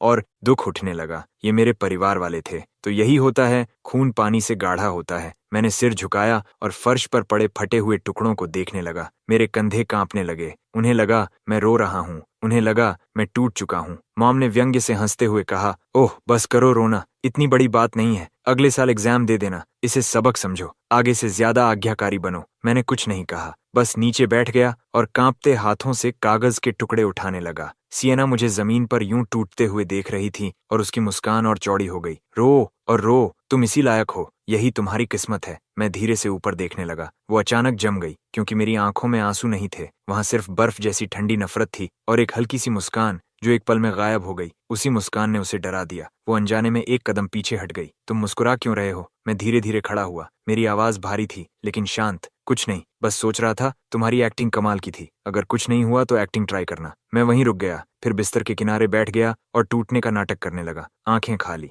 होंठों से बुदबुदाया, सब खत्म हो गया, सब खत्म। सिएना मुझे देखती रही और धीरे धीरे उसकी सावधानी गायब होने लगी। उसकी जगह जीत की खुशी ने ले ली। डैड ने ताना मारते हुए मेरा आईडी अपनी जेब में डाल लिया। ठीक है, सब सोने जाओ, आज से ये लड़का कहीं नहीं जाएगा। तीनों ऐसे कमरे से निकले जैसे कोई मिशन पूरा करके आए हों। जाते जाते मॉम ने बाहर से दरवाजा फिर लॉक कर दिया। ताले की क्लिक बहुत हल्की थी, लेकिन मेरे लिए वो गरज की तरह लगी। मैं फिर कैद हो गया था। कमरा दोबारा अंधेरे में डूब गया। मैं बिस्तर पर बैठा उनके कदमों की आवाज सुनता रहा। फिर जब सब शांत हो गया, मैं उठा और बुक शेल्फ के पास गया। कबाड़ के ढेर में से बैकअप फोन निकाला। उसकी लाल रिकॉर्डिंग लाइट अब भी जल रही थी। उन्होंने उसे चेक करने की सोची तक नहीं। पूरा कमरा उलट पुलट दिया, लेकिन जिस ढेर को कचरा समझा वहीं सबूत छूट गया। कैमरा ने सब रिकॉर्ड कर लिया था। सिएना का एक्सेप्टेंस लेटर फाड़ना, पेरेंट्स का ठंडे चेहरे से देखना, यहाँ तक कि उसे बढ़ावा देना, उनकी अपनी जुबान से निकला पूरा प्लान, सब कुछ इस वीडियो में था। मैंने उसे क्लाउड पर अपलोड किया। बैकअप, फिर बैकअप और फिर बैकअप। अब कोई खतरा नहीं। फिर मैंने उसका छोटा वर्जन एडिट किया और ऑनलाइन पोस्ट कर दिया। कैप्शन था, ये वो फैमिली है जिससे मैं भागना चाहता हूँ। उसके बाद मैंने पुलिस को कॉल लगाया। मुझे क्राइम रिपोर्ट करना है। मेरा परिवार मुझे मेरी मर्जी के खिलाफ बंद करके रखा हुआ है। डिस्पैचर ने एड्रेस पूछा। मैंने सब बताया। उसने कहा, ऑफिसर्स रास्ते में हैं, बस शांत रहो। कॉल खत्म होने के बाद मैंने फोन साइलेंट पर किया, उसे वापस कबाड़ में छिपा दिया और फिर बिस्तर पर लेट गया। मेरा दिल जोर जोर से धड़क रहा था, लेकिन ऊपर से मुझे शांत रहना था। मुझे नहीं पता था पुलिस को आने में कितना वक्त लगेगा या उससे पहले क्या होगा, लेकिन एक बात मुझे पता थी, अगर मैं आज रात बच गया तो सब कुछ बदल जाएगा। मिनट रेंगते हुए गुजर रहे थे। बाहर का आसमान धीरे धीरे उजाला पकड़ने लगा। मेरी आंखें खुली थीं, छत पर टिकी हुई, और मेरे कान घर की हर छोटी आवाज पकड़ रहे थे। 4:23 मुझे कदमों की आहट सुनाई दी। सिएना की। उसके कदम हल्के थे, जैसे वो किसी को जगाना नहीं चाहती थी, लेकिन इस मौत जैसी खामोशी में वो बिल्कुल साफ सुनाई दे रहे थे। वो मेरे दरवाजे के बाहर आकर रुक गई। मैंने अपनी सांस रोक ली। शरीर का एक भी हिस्सा नहीं हिलाया। फिर क्लिक, ताला खुला। वो वापस आ गई थी। मैंने आंखें बंद रखीं और सोने का नाटक करता रहा। दिल की धड़कन कानों में ढोल की तरह बज रही थी। वो मेरे बिस्तर के पास आई और वहीं खड़ी हो गई। मैं महसूस कर सकता था कि उसकी निगाहें मुझ पर टिकी हुई थीं, शक और संदेह से भरी हुई। फिर वो कमरे में इधर उधर चलने लगी। उसके कदम कभी पास आते, कभी दूर जाते, जैसे कोई शिकारी अपने इलाके में चक्कर लगा रहा हो। मुझे नहीं पता था वो क्या ढूंढ रही थी, लेकिन मेरे अंदर बहुत बुरा एहसास उठ रहा था। फिर उसके कदम बुक शेल्फ के पास रुक गए। मेरा सीना कस गया। मुझे सामान खंगालने की आवाज सुनाई दी। वो कबाड़ के ढेर को उलट पुलट रही थी। मेरी उंगलियां चुपचाप कंबल कसकर पकड़ चुकी थीं। दिमाग तेजी से दौड़ रहा था। अगर उसे फोन मिल गया तो? तभी अचानक आवाज बंद हो गई। हवा तक जैसे जम गई। मुझे अपनी ही धड़कन सुनाई दे रही थी। ये क्या है? मुझे समझ आ गया। उसने उसे ढूंढ लिया था। सब खत्म। मेरी आंखें झटके से खुलीं। मैं सीधा उठकर बैठ गया। उसके हाथ में बैकअप फोन था। स्क्रीन पर लाल रिकॉर्डिंग डॉट अब भी चमक रहा था। उसके चेहरे पर पहले उलझन आई, फिर सदमा और फिर सीधा गुस्सा। मार्कस, तुम रिकॉर्डिंग कर रहे थे? वो पागल जानवर की तरह मुझ पर झपट्टी। मुझे बचने का मौका नहीं मिला। उसके नाखून सीधे मेरे चेहरे पर लगे। जलता हुआ दर्द उठा। मैंने उसकी कलाई पकड़ ली। हम दोनों उलझ गए। वो लड़की थी, लेकिन उस वक्त वो किसी पागल इंसान की तरह लड़ रही थी। उसकी ताकत डराने वाली थी। हमने नाइट स्टैंड गिरा दिया। लैंप नीचे गिरा और चकनाचूर हो गया। आवाज इतनी तेज थी कि मॉम डैड तुरंत जाग गए। डैड कमरे में घुसे, सामने का नजारा देखा और मुझे जोर से धक्का दिया। मेरे सिर का पिछला हिस्सा दीवार से जा टकराया। तू अपनी बहन पर हाथ उठाने की हिम्मत करता है? मैं सिर पकड़कर हाँफने लगा। मैंने नहीं मारा, पहले इसने मुझ पर हमला किया। लेकिन सिएना तब तक उठ चुकी थी और फोन अब भी उसके हाथ में था। वो डैड के पीछे जाकर छिप गई। डैड, ये सीक्रेटली रिकॉर्डिंग कर रहा था। इसने सब रिकॉर्ड किया है। डैड का चेहरा तुरंत बदल गया। उन्होंने फोन छीना और स्क्रीन देखने लगे। जैसे जैसे देखते गए, उनका चेहरा और काला पड़ता गया। माथे की नसें फूल गईं। मार्कस, तुम सच में कमाल हो। अगले ही पल उन्होंने फोन फर्श पर दे मारा। स्क्रीन टूट गई। फिर उन्होंने उसे बार बार पैरों तले कुचला, जब तक वो धातु के टुकड़ों का ढेर नहीं बन गया। मैं उस टूटे हुए फोन को देखता रहा, लेकिन अंदर घबराहट की एक बूंद भी नहीं थी, क्योंकि वीडियो तो बहुत पहले क्लाउड पर अपलोड हो चुका था। ये फोन अब सिर्फ खाली खोल था। लेकिन मैंने ये चेहरे पर नहीं आने दिया। मैंने ऐसा दिखाया जैसे मेरी आखिरी उम्मीद खत्म हो गई हो। मॉम भाग कर आई और एक नजर देखते ही उसका चेहरा उतर गया। ये एहसान फरामोश पुलिस बुलाने वाला था। हमें जेल भेजना चाहता है। इसने जरूर वो वीडियो ऑनलाइन डालना था, जैसे सिएना को एक्सपोज किया था। डैड ने बिना कुछ कहे मुझे जोरदार थप्पड़ मारा। मेरा गाल तुरंत सूज गया। होंठ के किनारे खून का स्वाद महसूस हुआ। सुन मार्कस, बात खत्म नहीं हुई। यहीं बैठा रह, कहीं जाने की कोशिश भी मत करना। पुलिस या इंटरनेट पर कुछ किया तो टांगें तोड़ दूंगा। वो गालियां देते हुए बाहर निकल गए और मॉम को मुझे देखने के लिए कहा। मॉम दरवाजे पर खड़ी रही। मार्कस, तुमने मुझे बहुत निराश किया है। जो हम कर रहे हैं परिवार के लिए कर रहे हैं, तुम समझते क्यों नहीं? फिर वो भी चली गई। बाहर से फिर ताला लगा। इस बार उसने दरवाजे के सामने कुछ घसीटा। कुर्सी की आवाज आई। अब कमरा फिर मेरा था। चारों तरफ टूटा सामान फैला हुआ था। मैं दीवार से टिक गया, सूजे हुए चेहरे को छुआ और सोचा, इन्हें कोई अंदाजा नहीं कि पुलिस रास्ते में है। इन्हें नहीं पता कि वीडियो ऑनलाइन जा चुका है। इन्हें लगता है एक फोन तोड़ने से सब खत्म हो गया। इन्हें कुछ नहीं पता, असली तूफान तो अब शुरू होने वाला था। समय गुजरता रहा, आसमान और उजला हो गया। बाहर पक्षियों की आवाजें आने लगीं। करीब 6 बजे मुझे डैड का फोन बजने की आवाज सुनाई दी। फिर उनकी घबराई हुई आवाज, कौन सा वीडियो, किसने डाला? उसके बाद मॉम की चीख और सियना की रोने की आवाज। पूरा घर अराजकता में बदल गया। मुझे समझ आ गया, वीडियो वायरल हो चुका था। कुछ देर बाद, शायद आधा घंटा, शायद 1 घंटा, मुझे जोर जोर से दरवाजा पीटने की आवाज सुनाई दी। तेज बेचैन नॉकिंग और चिल्लाने की आवाज। दरवाजा खोलो, ये पुलिस है, किसी ने रिपोर्ट की है। लिविंग रूम से डैड की घबराई हुई आवाज गूंज उठी। पुलिस? किसने बुला ली? अब क्या करें? फिर मॉम की आवाज आई, घबराओ मत, लड़के को छिपा दो, बस कह देना वो घर पर नहीं है। मैं अपने कमरे से सब सुन रहा था। मुझे छिपाओगे? कहाँ? दरवाजे पर दस्तक और तेज हो गई। अभी दरवाजा खोलो, नहीं तो हम फोर्स इस्तेमाल करेंगे। आखिर डैड हार गए। मैंने मुख्य दरवाजा खुलने की आवाज सुनी, फिर कई लोगों की आवाजें एक साथ। शब्द साफ नहीं सुनाई दे रहे थे, लेकिन समझ आ रहा था कि डैड कुछ समझाने की कोशिश कर रहे हैं, बात घुमाने की कोशिश। कुछ मिनट बाद मेरे कमरे के बाहर रखा सामान हटाया गया। दरवाजा खुला। 2 पुलिस ऑफिसर्स सामने खड़े थे। उन्होंने मुझे देखते ही भौहें सिकोड़ लीं। उनमें से छोटा ऑफिसर मेरे पास आया। क्या तुम मार्कस लिन हो, जिसने कॉल किया था? मैंने सिर हिलाया। उसने मेरे चेहरे पर खरोंचें देखीं, सूजे हुए होंठ देखे, फिर कमरे की टूटी फूटी हालत देखी। उसका चेहरा गंभीर हो गया। तुम घायल हो? ये किसने किया? मैंने बिना झिझक कहा, मेरे पिता ने। तभी लिविंग रूम से डैड की घबराई हुई आवाज आई, ऑफिसर, ये परिवार का मामला है। मैं बस अपने बेटे को डिसिप्लिन कर रहा था। इसमें क्या गलत है? बड़े ऑफिसर ने उसकी तरफ देखा। परिवार का मामला? किसी को गैर कानूनी तरीके से बंद रखना और उसकी आजादी छीनना परिवार का मामला है? फिर उन्होंने कहा, हमें एक वीडियो भी मिला है, देखिए और फिर बताइए। ये परिवार का मामला है। स्क्रीन पर वही वीडियो चलने लगा जो मैंने रिकॉर्ड किया था। मॉम डैड मेरा सामान उलटते हुए, सियना का पागलों की तरह एक्सेप्टेंस लेटर फाड़ना, उनकी अपनी आवाजें, पूरा प्लान, सब कुछ बिल्कुल साफ। डैड का चेहरा सफेद पड़ गया। मॉम के पैरों से ताकत निकल गई। वो लगभग गिर ही गई। सियना कोने में खड़ी थी, बाल बिखरे हुए, आंखें खाली, जैसे कोई कुचला हुआ कीड़ा। ऑफिसर ने मेरी तरफ देखा, मार्कस, चल सकते हो? तुम्हें स्टेटमेंट के लिए स्टेशन आना होगा। मैंने सिर हिलाया, उठा और टूटे हुए सामान के बीच से दरवाजे की तरफ चल पड़ा। जैसे ही मैं डैड के पास से गुजरा, उन्होंने मुझे रोकने के लिए हाथ बढ़ाया, लेकिन ऑफिसर ने उनका हाथ हटा दिया। अब आप पर गैर कानूनी हिरासत और असॉल्ट का शक है, सहयोग कीजिए। डैड का हाथ हवा में ही जम गया। उनके चेहरे पर गुस्सा, डर और बेबसी सब एक साथ थे। मैंने उनकी तरफ देखा तक नहीं, सीधा बाहर चल दिया। पीछे मॉम चीख रही थी, मार्कस, तुम हमारे साथ ऐसा नहीं कर सकते, हम तुम्हारे पेरेंट्स हैं। अब हम लोगों को मुंह कैसे दिखाएंगे? मैं रुक गया, फिर बिना पीछे देखे कहा, आपने बहुत पहले मुझे इंसान समझना छोड़ दिया था। अब आपकी बारी है जानने की कि कैसा लगता है। मॉम वहीं जम गई, जैसे पहली बार मुझे देख रही हो। अचानक सियना मेरी तरफ दौड़ी, मार्कस, तुम्हें इसका पछतावा होगा, मैं तुम्हें कभी नहीं छोड़ूंगी। मैंने उसकी तरफ देखा, उसका चेहरा पूरी तरह मुड़ा हुआ था। मैंने शांत आवाज में सिर्फ एक बात कही, सियना, याद रखना, आज से हमारा रिश्ता खत्म, हमेशा के लिए। फिर मैं मुड़ा, पुलिस की गाड़ी में बैठ गया और पीछे मुड़कर नहीं देखा। जब तक स्टेशन में मेरी स्टेटमेंट खत्म हुई, दोपहर हो चुकी थी। ऑफिसर ने कहा, वीडियो और तुम्हारी चोटों के आधार पर तुम्हारे पिता पर असॉल्ट और गैरकानूनी हिरासत का मामला बनेगा। कानून के अनुसार कार्रवाई होगी और सियना ने तुम्हारी प्रॉपर्टी नष्ट की है। एक्सेप्टेंस लेटर स्कूल ने दिया था, लेकिन वो तुम्हारी संपत्ति है, उसे भी कानूनी परिणाम झेलने होंगे। मैंने पूछा, मेरे एक्सेप्टेंस लेटर का क्या वो दोबारा मिल सकता है? ऑफिसर ने कहा, हमें स्कूल से संपर्क करना होगा, वो डॉक्यूमेंट्स दोबारा जारी कर देंगे। मैंने सिर हिलाकर कहा, धन्यवाद। जब मैं स्टेशन से बाहर निकला तो धूप आंखों में चुभ रही थी। मैं सीढ़ियों पर खड़ा होकर आसमान देखने लगा। ऐसा लग रहा था जैसे जिंदगी के सबसे लंबे बुरे सपने से अभी अभी जागा हूं। तभी फोन बजा, अननोन नंबर। मैंने उठाया, उधर से आवाज आई, मार्कस, तुम ठीक हो? हमने वीडियो देख लिया।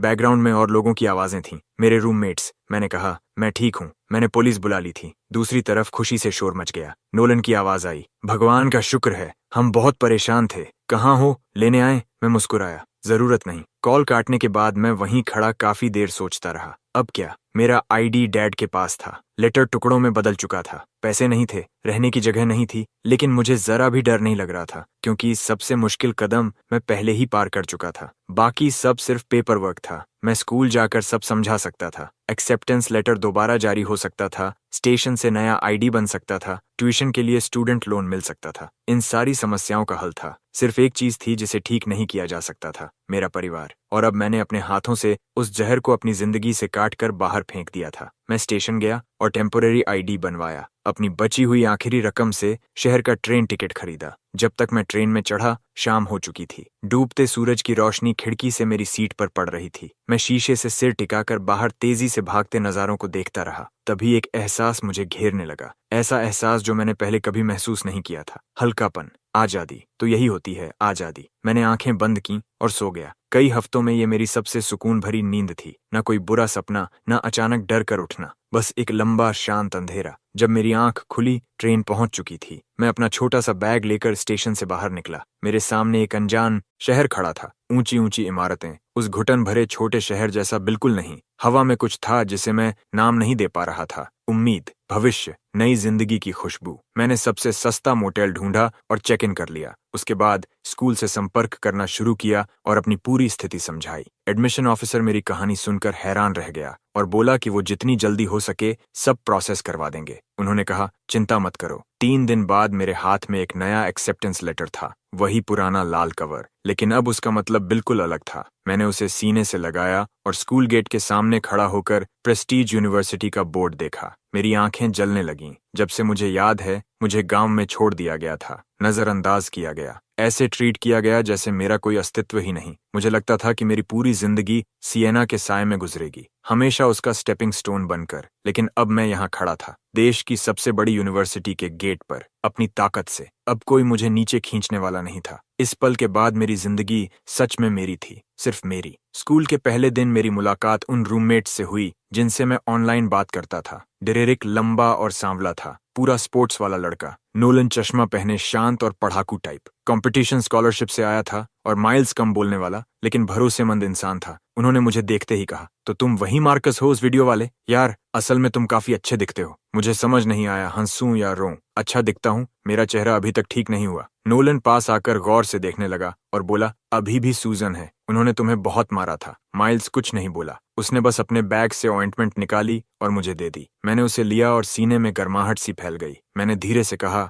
थैंक्स। उस रात हम चारों डॉर्म में घंटों बैठे बातें करते रहे। उन्होंने पूछा, बाद में क्या हुआ? मैंने कहा, पुलिस अभी भी मामला संभाल रही है, मुझे भी आउटकम नहीं पता। नोलन ने लंबी सांस छोड़ी। यार, तुम बहुत कुछ झेल चुके हो। माइल्स चुपचाप मेरे लिए पानी डालता रहा। बाद में हमने अपने मेजर, क्लब्स और अगले 4 साल के प्लान्स की बातें की, बिल्कुल आम कॉलेज किड्स जैसी बातें। तभी अचानक मुझे एहसास हुआ, यही होती है एक सामान्य जिंदगी। 18 साल का होना ऐसा महसूस होना चाहिए। उस रात मैं डॉर्म की बेड पर लेटा था, रूममेट्स के खर्राटे सुनते हुए, बाहर आती चांदनी को देखता हुआ। मुझे ग्रैंडपा की बात याद आई। जिस बच्चे के पास कुछ नहीं होता, उसके लिए एजुकेशन ही एक रास्ता होता है। ग्रैंडपा, मैं सफल हो गया। मैंने उन्हें कॉल किया और बताया कि मैं स्कूल पहुंच गया हूँ, सब ठीक है। उधर से वो खुशी में ठीक से बोल भी नहीं पा रहे थे, बस बार बार यही कहते रहे, अच्छा अच्छा, तुम कर गए? सच में कर गए? मैंने उन्हें कुछ नहीं बताया, नहीं चाहता था वो चिंता करें। बस इतना कहा कि कैंपस बहुत बड़ा और खूबसूरत है और कैफेटेरिया का खाना भी बहुत अच्छा है। वो बहुत खुश लगे। उन्होंने कहा, खूब मेहनत से पढ़ना और मेरी चिंता मत करना, मैं ठीक हूँ। कॉल कटने के बाद मैं वापस लेट गया और सोचा, जब मैं सक्षम हो जाऊंगा, ग्रैंडपा को अपने साथ रखूंगा, उन्हें वो जिंदगी दूंगा जिसके वो हकदार हैं। मैं उनका कर्जदार हूँ। वही अकेले इंसान हैं जिन्हें मैं जिंदगी भर लौटाना चाहता हूँ। कॉलेज लाइफ धीरे धीरे आगे बढ़ने लगी। मिलिट्री ट्रेनिंग, क्लासेस, क्लब्स, व्यस्त और भरी हुई जिंदगी, और मैं खुद को पूरी तरह पढ़ाई और कॉम्पिटिशन्स में झोंक चुका था, उन खोए हुए सालों की भरपाई करने के लिए। 1 महीने बाद मुझे पुलिस की तरफ से नोटिस मिला। डैड को अनलॉफुल इम्प्रिजनमेंट और असॉल्ट के लिए 3 महीने डिटेंशन की सजा मिली, हालांकि 6 महीने के लिए सस्पेंडेड। मॉम को अकॉम्प्लिस होने पर 15 दिन की एडमिनिस्ट्रेटिव डिटेंशन मिली और सिएना पर पर्सनल प्रॉपर्टी डिस्ट्रॉय करने का फाइन लगा और डैमेजेस भरने का आदेश दिया गया। सजा हल्की थी, लेकिन उनके लिए वही काफी थी, क्योंकि उस वीडियो ने उनकी रेप्यूटेशन पूरी तरह बर्बाद कर दी थी। डैड की नौकरी चली गई। मॉम बाहर कदम रखती तो लोग फुसफुसाते और उंगली दिखाते, और सिएना, उसका नाम इंटरनेट पर मजाक बन गया। 7 फुट यौन और देश की सबसे बड़ी यूनिवर्सिटी का एक्सेप्टेंस लेटर फाड़ना, बस यही 2 बातें उसकी जिंदगी बर्बाद करने के लिए काफी थीं। बाद में सुना उसे मेंटल हेल्थ प्रॉब्लम्स होने लगीं। उसे थेरेपिस्ट के पास भेजा गया, लेकिन मुझे डिटेल्स जाननी भी नहीं थी, न इच्छा थी। उन्होंने मुझसे कांटेक्ट करने की कोशिश की, कॉल्स, मैसेजेस, माफी की भीख, चार्जेस हटाने की गुहार, वीडियो डिलीट करने की रिक्वेस्ट, लेकिन मैंने हर चीज को नजरअंदाज कर दिया। आखिरकार उन्होंने हार मान ली और फिर सन्नाटा छा गया। मेरी जिंदगी का वो चैप्टर एक बंद दराज बन गया जिसे मैं दोबारा कभी खोलना नहीं चाहता था। दिन सालों में बदल गए। फ्रेशमैन, सॉफ्टमोर, जूनियर ईयर मैं लगातार क्लास के टॉप 3 में रहा। स्कॉलरशिप्स जीती, पार्टी ज्वाइन की और 2 एकेडमिक पेपर्स भी पब्लिश किए। हर कोई कहता था मार्कस का फ्यूचर बहुत ब्राइट है। मैं मुस्कुरा देता और विनम्र बना रहता, लेकिन मैं जानता था कि इन उपलब्धियों की कीमत मैंने सब कुछ देकर चुकाई थी। हर देर रात, हर थकावट की लहर मुझे उस दलदल से और दूर ले जा रही थी। जूनियर ईयर के बाद की समर वेकेशन में मैं ग्रैंडपा से मिलने वापस गया। वो बहुत बूढ़े हो चुके थे, पीठ और झुक गई थी, बाल पूरी तरह सफेद हो चुके थे, लेकिन उनकी स्पिरिट अब भी मजबूत थी। मुझे देखते ही वो बच्चे की तरह खुश हो गए। मैं उनके साथ आंगन में बैठा, बिल्कुल बचपन की तरह। वो मेरे लिए मूंगफली छीलते रहे और मैं उन्हें स्कूल की बातें बताता रहा। धूप गर्म थी, लोकस ट्री की लंबी परछाइयां जमीन पर फैली थीं। अचानक ग्रैंडपा ने पूछा, क्या तुम अब भी अपने पेरेंट्स से कांटेक्ट में हो? मैंने कहा नहीं। वो कुछ पल चुप रहे और फिर बोले, जो भी हो वो तुम्हारे माता पिता हैं। चाहे उन्होंने कितना भी गलत किया हो, जिंदगी उन्होंने ही दी है। मैंने धीरे कहा, ग्रैंडपा, मैं समझता हूँ आप क्या कहना चाहते हैं, लेकिन कुछ चीजें सिर्फ कह देने से माफ नहीं होती। उन्होंने मुझे बहुत गहराई तक चोट पहुंचाई थी। ग्रैंडपा ने दबाव नहीं डाला। मैं मजबूर नहीं करूंगा, तुम्हारी अपनी समझ है, तुम अच्छे हो, मेरे लिए बस वही काफी है। उस रात मैं फिर उसी पुराने ईंटों वाले बिस्तर पर लेटा था, वही बिस्तर जिस पर बचपन बिताया था, लेकिन अब मेरा दिल बदल चुका था। बाहर कीड़ों की आवाजें अब भी पहले जैसी तेज थीं, मगर इस बार वो अजीब तरह से सुकून दे रही थीं। यही मेरा घर था, ग्रैंडपा ही मेरा परिवार थे, बाकी सब मेरे लिए पहले ही मर चुके थे। सीनियर ईयर में मुझे एंट्रेंस एग्जाम दिए बिना ग्रेजुएट स्कूल में एडमिशन मिल गया। मैं प्रेस्टीज यू में मास्टर डिग्री के लिए रुक गया और कई बड़ी कंपनी से इंटर्नशिप ऑफर्स मिलने लगे। सब कुछ सही दिशा में जा रहा था। ग्रेजुएशन वाले दिन मैं कैप और गाउन पहनकर स्कूल गेट के सामने खड़ा था और रूममेट्स से फोटो लेने को कहा। पीछे वही प्रेस्टीज यूनिवर्सिटी का बोर्ड था, बिल्कुल 4 साल पहले जैसा, लेकिन अब मैं वो टूटा हुआ लड़का नहीं था। मैं लंबा था, मजबूत था, आंखों का अंधेरा कॉन्फिडेंस में बदल चुका था। जख्म अब भी थे, लेकिन भर चुके थे। अब उनमें दर्द नहीं था, सिर्फ रास्ते की याद थी। डेरेरिक ने कंधे पर हाथ रखकर पूछा, तो अब क्या प्लान है मार्कस? मैंने मुस्कुराकर कहा, पहले ग्रेजुएट स्कूल, फिर जॉब, फिर ग्रैंडपा को अपने साथ रखूंगा। उसने हंसकर कहा, जब ऐसा हो जाए डिनर तुम्हारी तरफ से। मैंने कहा, डील। उस दिन हम चारों ने जरूरत से ज्यादा पी ली, अतीत और भविष्य की बातें करते रहे और डॉर्म में ही बेहोश होकर सो गए। अगली सुबह सिर फटा जा रहा था, लेकिन दिल भरा हुआ था। जवानी ऐसे ही निकल गई। कॉलेज के 4 साल खत्म हुए, नई जिंदगी शुरू हुई। ग्रेजुएट स्कूल के दौरान मैं पहले से ज्यादा व्यस्त हो गया। क्लासेस और इंटर्नशिप्स ने सांस लेने की भी जगह नहीं छोड़ी, लेकिन मुझे उसका हर पल पसंद था, क्योंकि हर व्यस्त दिन के साथ मैं उस इंसान से और दूर जा रहा था जो पहले था। और फिर सेकंड ईयर की सर्दियों में ग्रैंडपा अपनी नींद में ही चले गए, शांति से, बिना किसी दर्द के। काम से किसी का फोन आया जब मैं लैब में एक्सपेरिमेंट कर रहा था। जैसे ही मैंने खबर सुनी, टेस्ट ट्यूब मेरे हाथ से छूट गई और फर्श पर गिरकर चकनाचूर हो गई। मैंने तुरंत छुट्टी ली और रातों रात घर के लिए निकल पड़ा। पुराने घर का दरवाजा धक्का देकर खोला। मुख्य कमरे में एक कॉफिन रखा था। ग्रैंडपा उसके अंदर लेटे थे, वही गहरा नीला कॉटन कोट पहने हुए जो मैंने उन्हें खरीद कर दिया था। चेहरे पर हल्की सी मुस्कान थी। मैं कॉफिन के सामने घुटनों के बल बैठ गया। मेरे मुंह से एक शब्द नहीं निकला, सिर्फ आंसू थे जो रुक ही नहीं रहे थे। गांव के बुजुर्ग कह रहे थे कि ये एक शांत विदाई थी। कहते थे ग्रैंडपा 80 से ज्यादा जिए, उनका पोता सफल हुआ, वो शांति से चले गए। लोग इसे एक ब्लेस्ड लाइफ कह रहे थे, लेकिन मुझे किसी ब्लेसिंग की जरूरत नहीं थी। मैं सिर्फ चाहता था कि वो कुछ और साल रुक जाते, जब तक मैं नौकरी शुरू करता,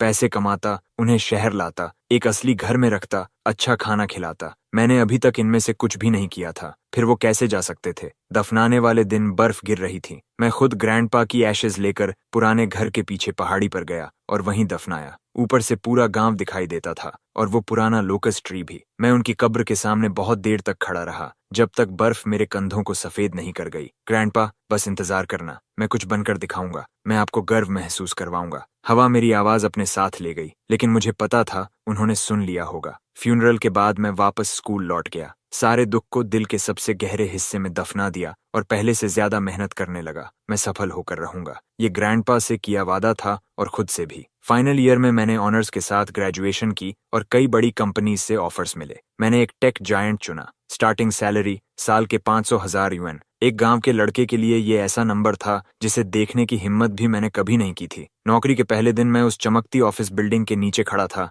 आसमान की तरफ देखकर सोच रहा था, ग्रैंडपा, मैंने कर दिखाया। नौकरी शुरू करने के बाद मैंने एक छोटा 1 बेडरूम अपार्टमेंट किराए पर लिया। साफ सुथरा, छोटा था लेकिन मेरा था। मैंने ग्रैंडपा की फोटो डेस्क पर रख दी। हर सुबह बाहर जाने से पहले मैं उसे देखकर गुड मॉर्निंग कहता। हर रात घर लौटकर पूरे दिन की बातें सुनाता। साधारण दिन थे लेकिन मजबूत थे। 3 साल बाद मैंने अपना अपार्टमेंट खरीद लिया। 30 साल की मॉर्गेज, हर महीने 10,000 से थोड़ा ज्यादा। आसान नहीं था लेकिन संभल सकता था। घर बड़ा नहीं था, 2 बेडरूम्स और 1 लिविंग रूम, लेकिन मेरे लिए काफी था। शिफ्ट होने वाले दिन मैं खिड़की के पास खड़ा नीचे भागती सड़कों को देख रहा था। तभी मुझे सालों पहले वाला वो लड़का याद आया जो स्टोरेज रूम में बंद था। उसने कभी सोचा भी नहीं होगा कि एक दिन उसका इस शहर में अपना अपार्टमेंट होगा, इज्जत वाली नौकरी होगी, सच्चे दोस्त होंगे और नई जिंदगी होगी। जिंदगी ने मुझे सबसे खराब पत्ते दिए थे लेकिन मैंने वही खेल जीत में बदल दिया। उस शाम मैंने एक ड्रिंक डाली, ग्रैंडपा की फोटो की तरफ उठाई और कहा, आप सही थे ग्रैंडपा, एजुकेशन सच में उस बच्चे का एकमात्र रास्ता होता है जिसके पास कुछ नहीं होता। मैं बाहर देखता रहा।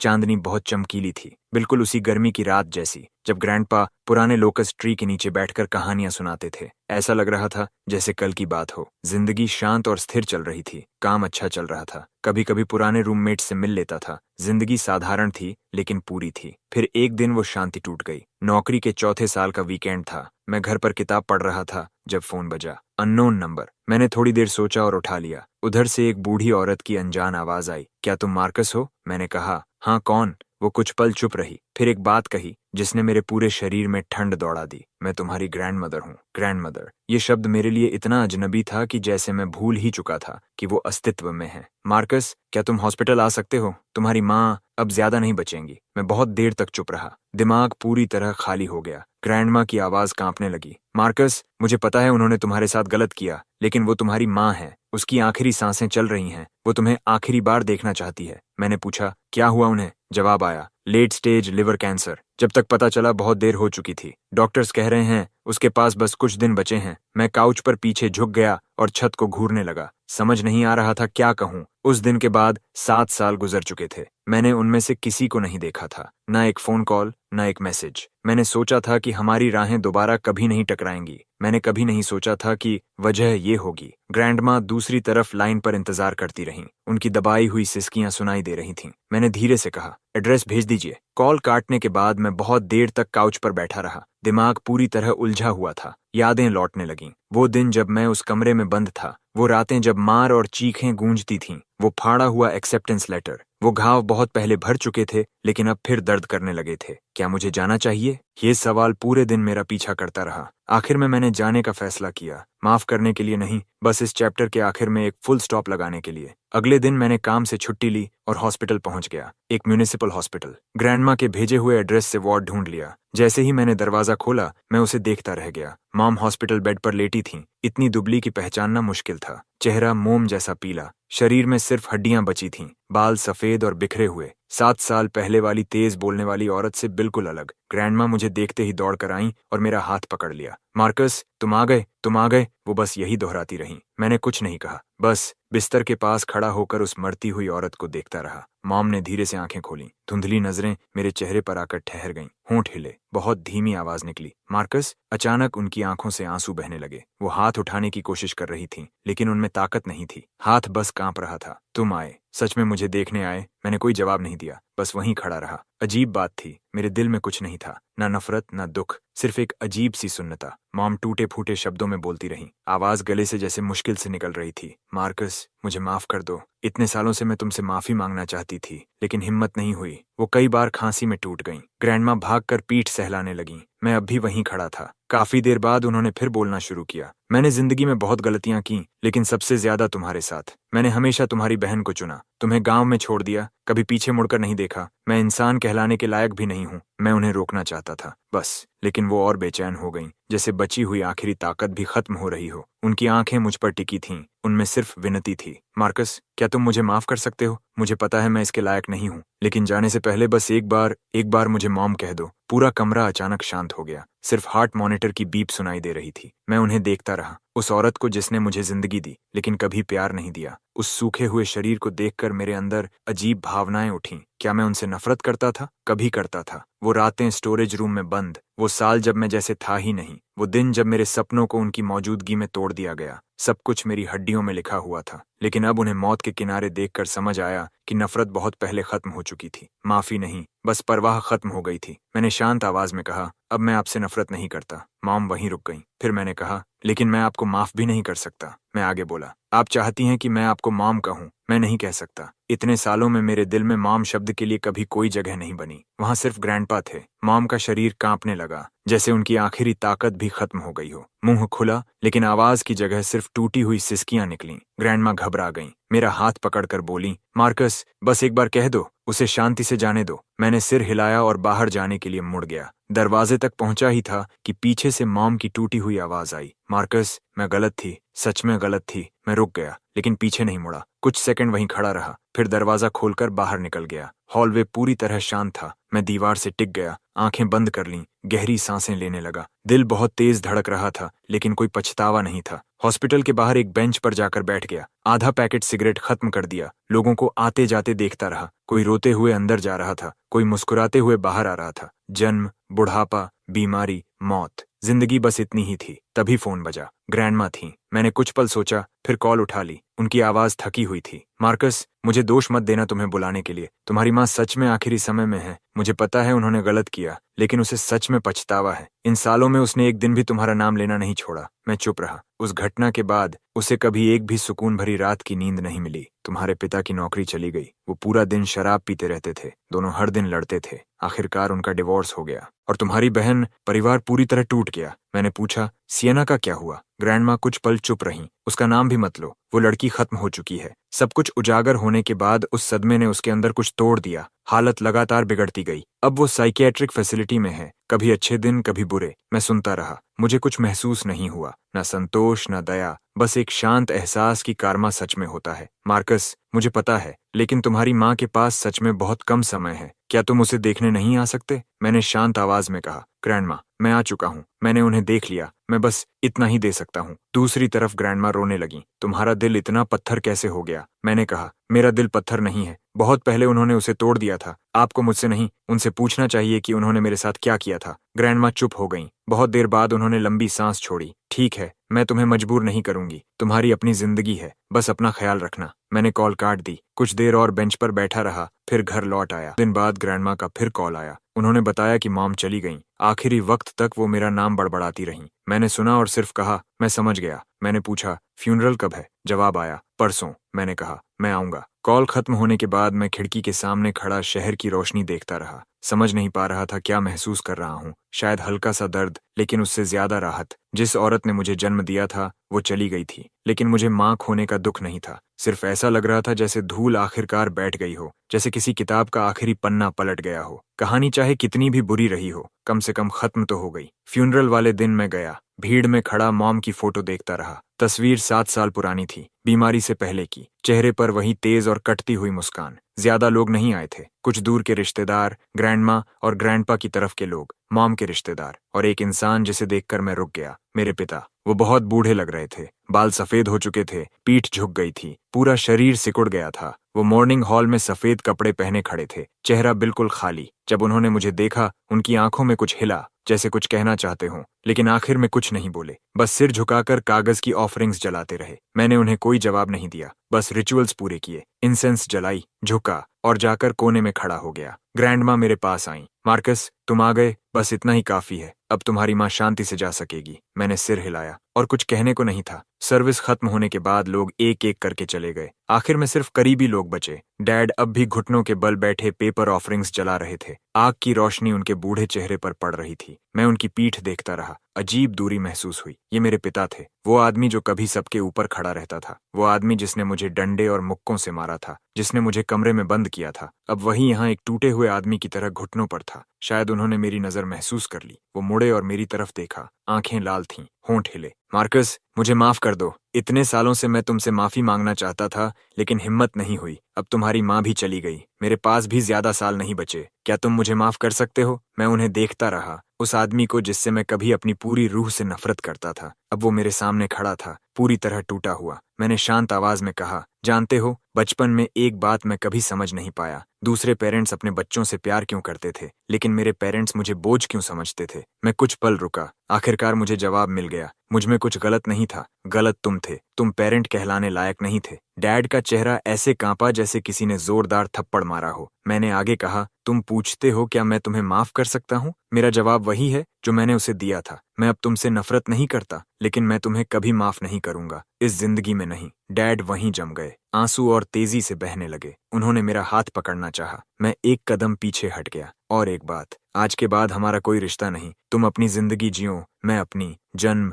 बुढ़ापा, बीमारी, मौत, इनमें से किसी का भी अब दूसरे से कोई रिश्ता नहीं था। ये आखिरी बार है जब तुम मुझे देख रहे हो। मैं मुड़ा और चल दिया। मैंने एक बार भी पीछे नहीं देखा। मेरे पीछे डैड के रोने की आवाज और ग्रैंडमा की पुकार गूंज रही थी, लेकिन मैंने कुछ नहीं सुना। एक एक कदम चलते हुए मैं मॉर्निंग हॉल से बाहर निकला, उस घुटन भरी जगह से दूर। मैं कार में बैठा, इंजन स्टार्ट किया और हाईवे पर घर की तरफ निकल पड़ा। रात बहुत गहरी थी, सड़क पर गाड़ियां भी बहुत कम थीं। मैं ड्राइव करता रहा और दिमाग में सब कुछ घूमता रहा। गांव में छोड़े गए 12 साल, भूत की तरह बिताए 6 साल, 18 साल की उम्र में कमरे में बंद होना और मेरी एक्सेप्टेंस लेटर का मेरी अपनी बहन द्वारा फाड़ा जाना। वो यादें किसी फिल्म की तरह बार बार चलती रहीं। और अब 29 साल की उम्र में मेरे पास अपार्टमेंट था, कार थी और शहर में करियर था। मैं वो इंसान बन चुका था, बनने की हिम्मत मैंने कभी सपनों में भी नहीं की थी। और वो लोग, डैड की नौकरी चली गई, वो बर्बाद हो गए। मॉम दुख में मर गईं। सियना अपना दिमाग खो बैठी। जो परिवार कभी मुझे कुचलना चाहता था, वो पूरी तरह टूट चुका था। ये मेरा बदला नहीं था, ये उनका अपना कर्मा था।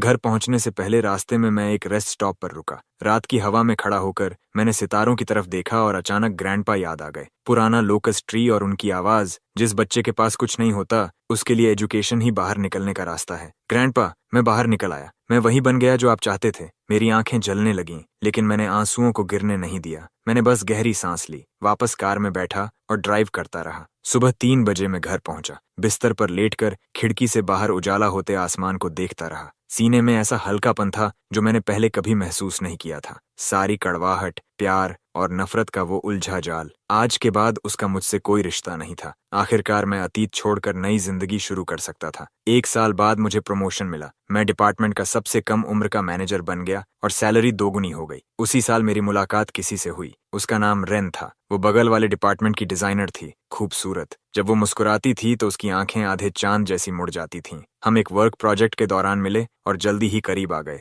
वो मेरे अतीत के बारे में सब जानती थी, हर दर्द, हर तकलीफ, लेकिन उसने कभी मुझे अलग नजरों से नहीं देखा। उसने सिर्फ सुना और कहा, उसमें तुम्हारी कोई गलती नहीं थी। तुमने जितना किया उससे ज्यादा कोई नहीं कर सकता था। उसी पल मेरे अंदर की एक खाली जगह भर गई, जिसके बारे में मुझे खुद नहीं पता था। हम साथ आए, डेटिंग शुरू हुई, साथ रहने लगे और फिर प्रपोजल तक पहुंच गए। उस दिन मैं उसे गांव ले गया, ग्रैंडपा की कब्र के पास। मैं घुटनों पर बैठा और कहा, ग्रैंडपा, ये मेरी गर्लफ्रेंड है, इसका नाम रेन है। ये बहुत अच्छी इंसान है, मैं इससे शादी करना चाहता हूँ। रेन मेरी बगल में खड़ी थी, आंखें लाल थीं और उसने भी घुटनों पर बैठकर 3 बार झुककर प्रणाम किया। उस दिन हवा बहुत तेज चल रही थी। कब्र के आसपास की जंगली घास हिल रही थी और मुझे लगा जैसे ग्रैंडपा जवाब दे रहे हों, अच्छा अच्छा अच्छा, मेरा पोता कामयाब हो गया। जब मैं 32 साल का हुआ, हमारी शादी हो गई। छोटी सी शादी थी, सिर्फ कुछ करीबी दोस्त। मेरे सारे पुराने रूममेट्स वहां थे। डेरेक मेरा बेस्ट मैन था। रिसेप्शन में उसने बहुत ज्यादा पी ली और मेरे कंधे पर हाथ रखकर बोला, मार्कस, मैं तुम्हारे लिए बहुत खुश हूँ।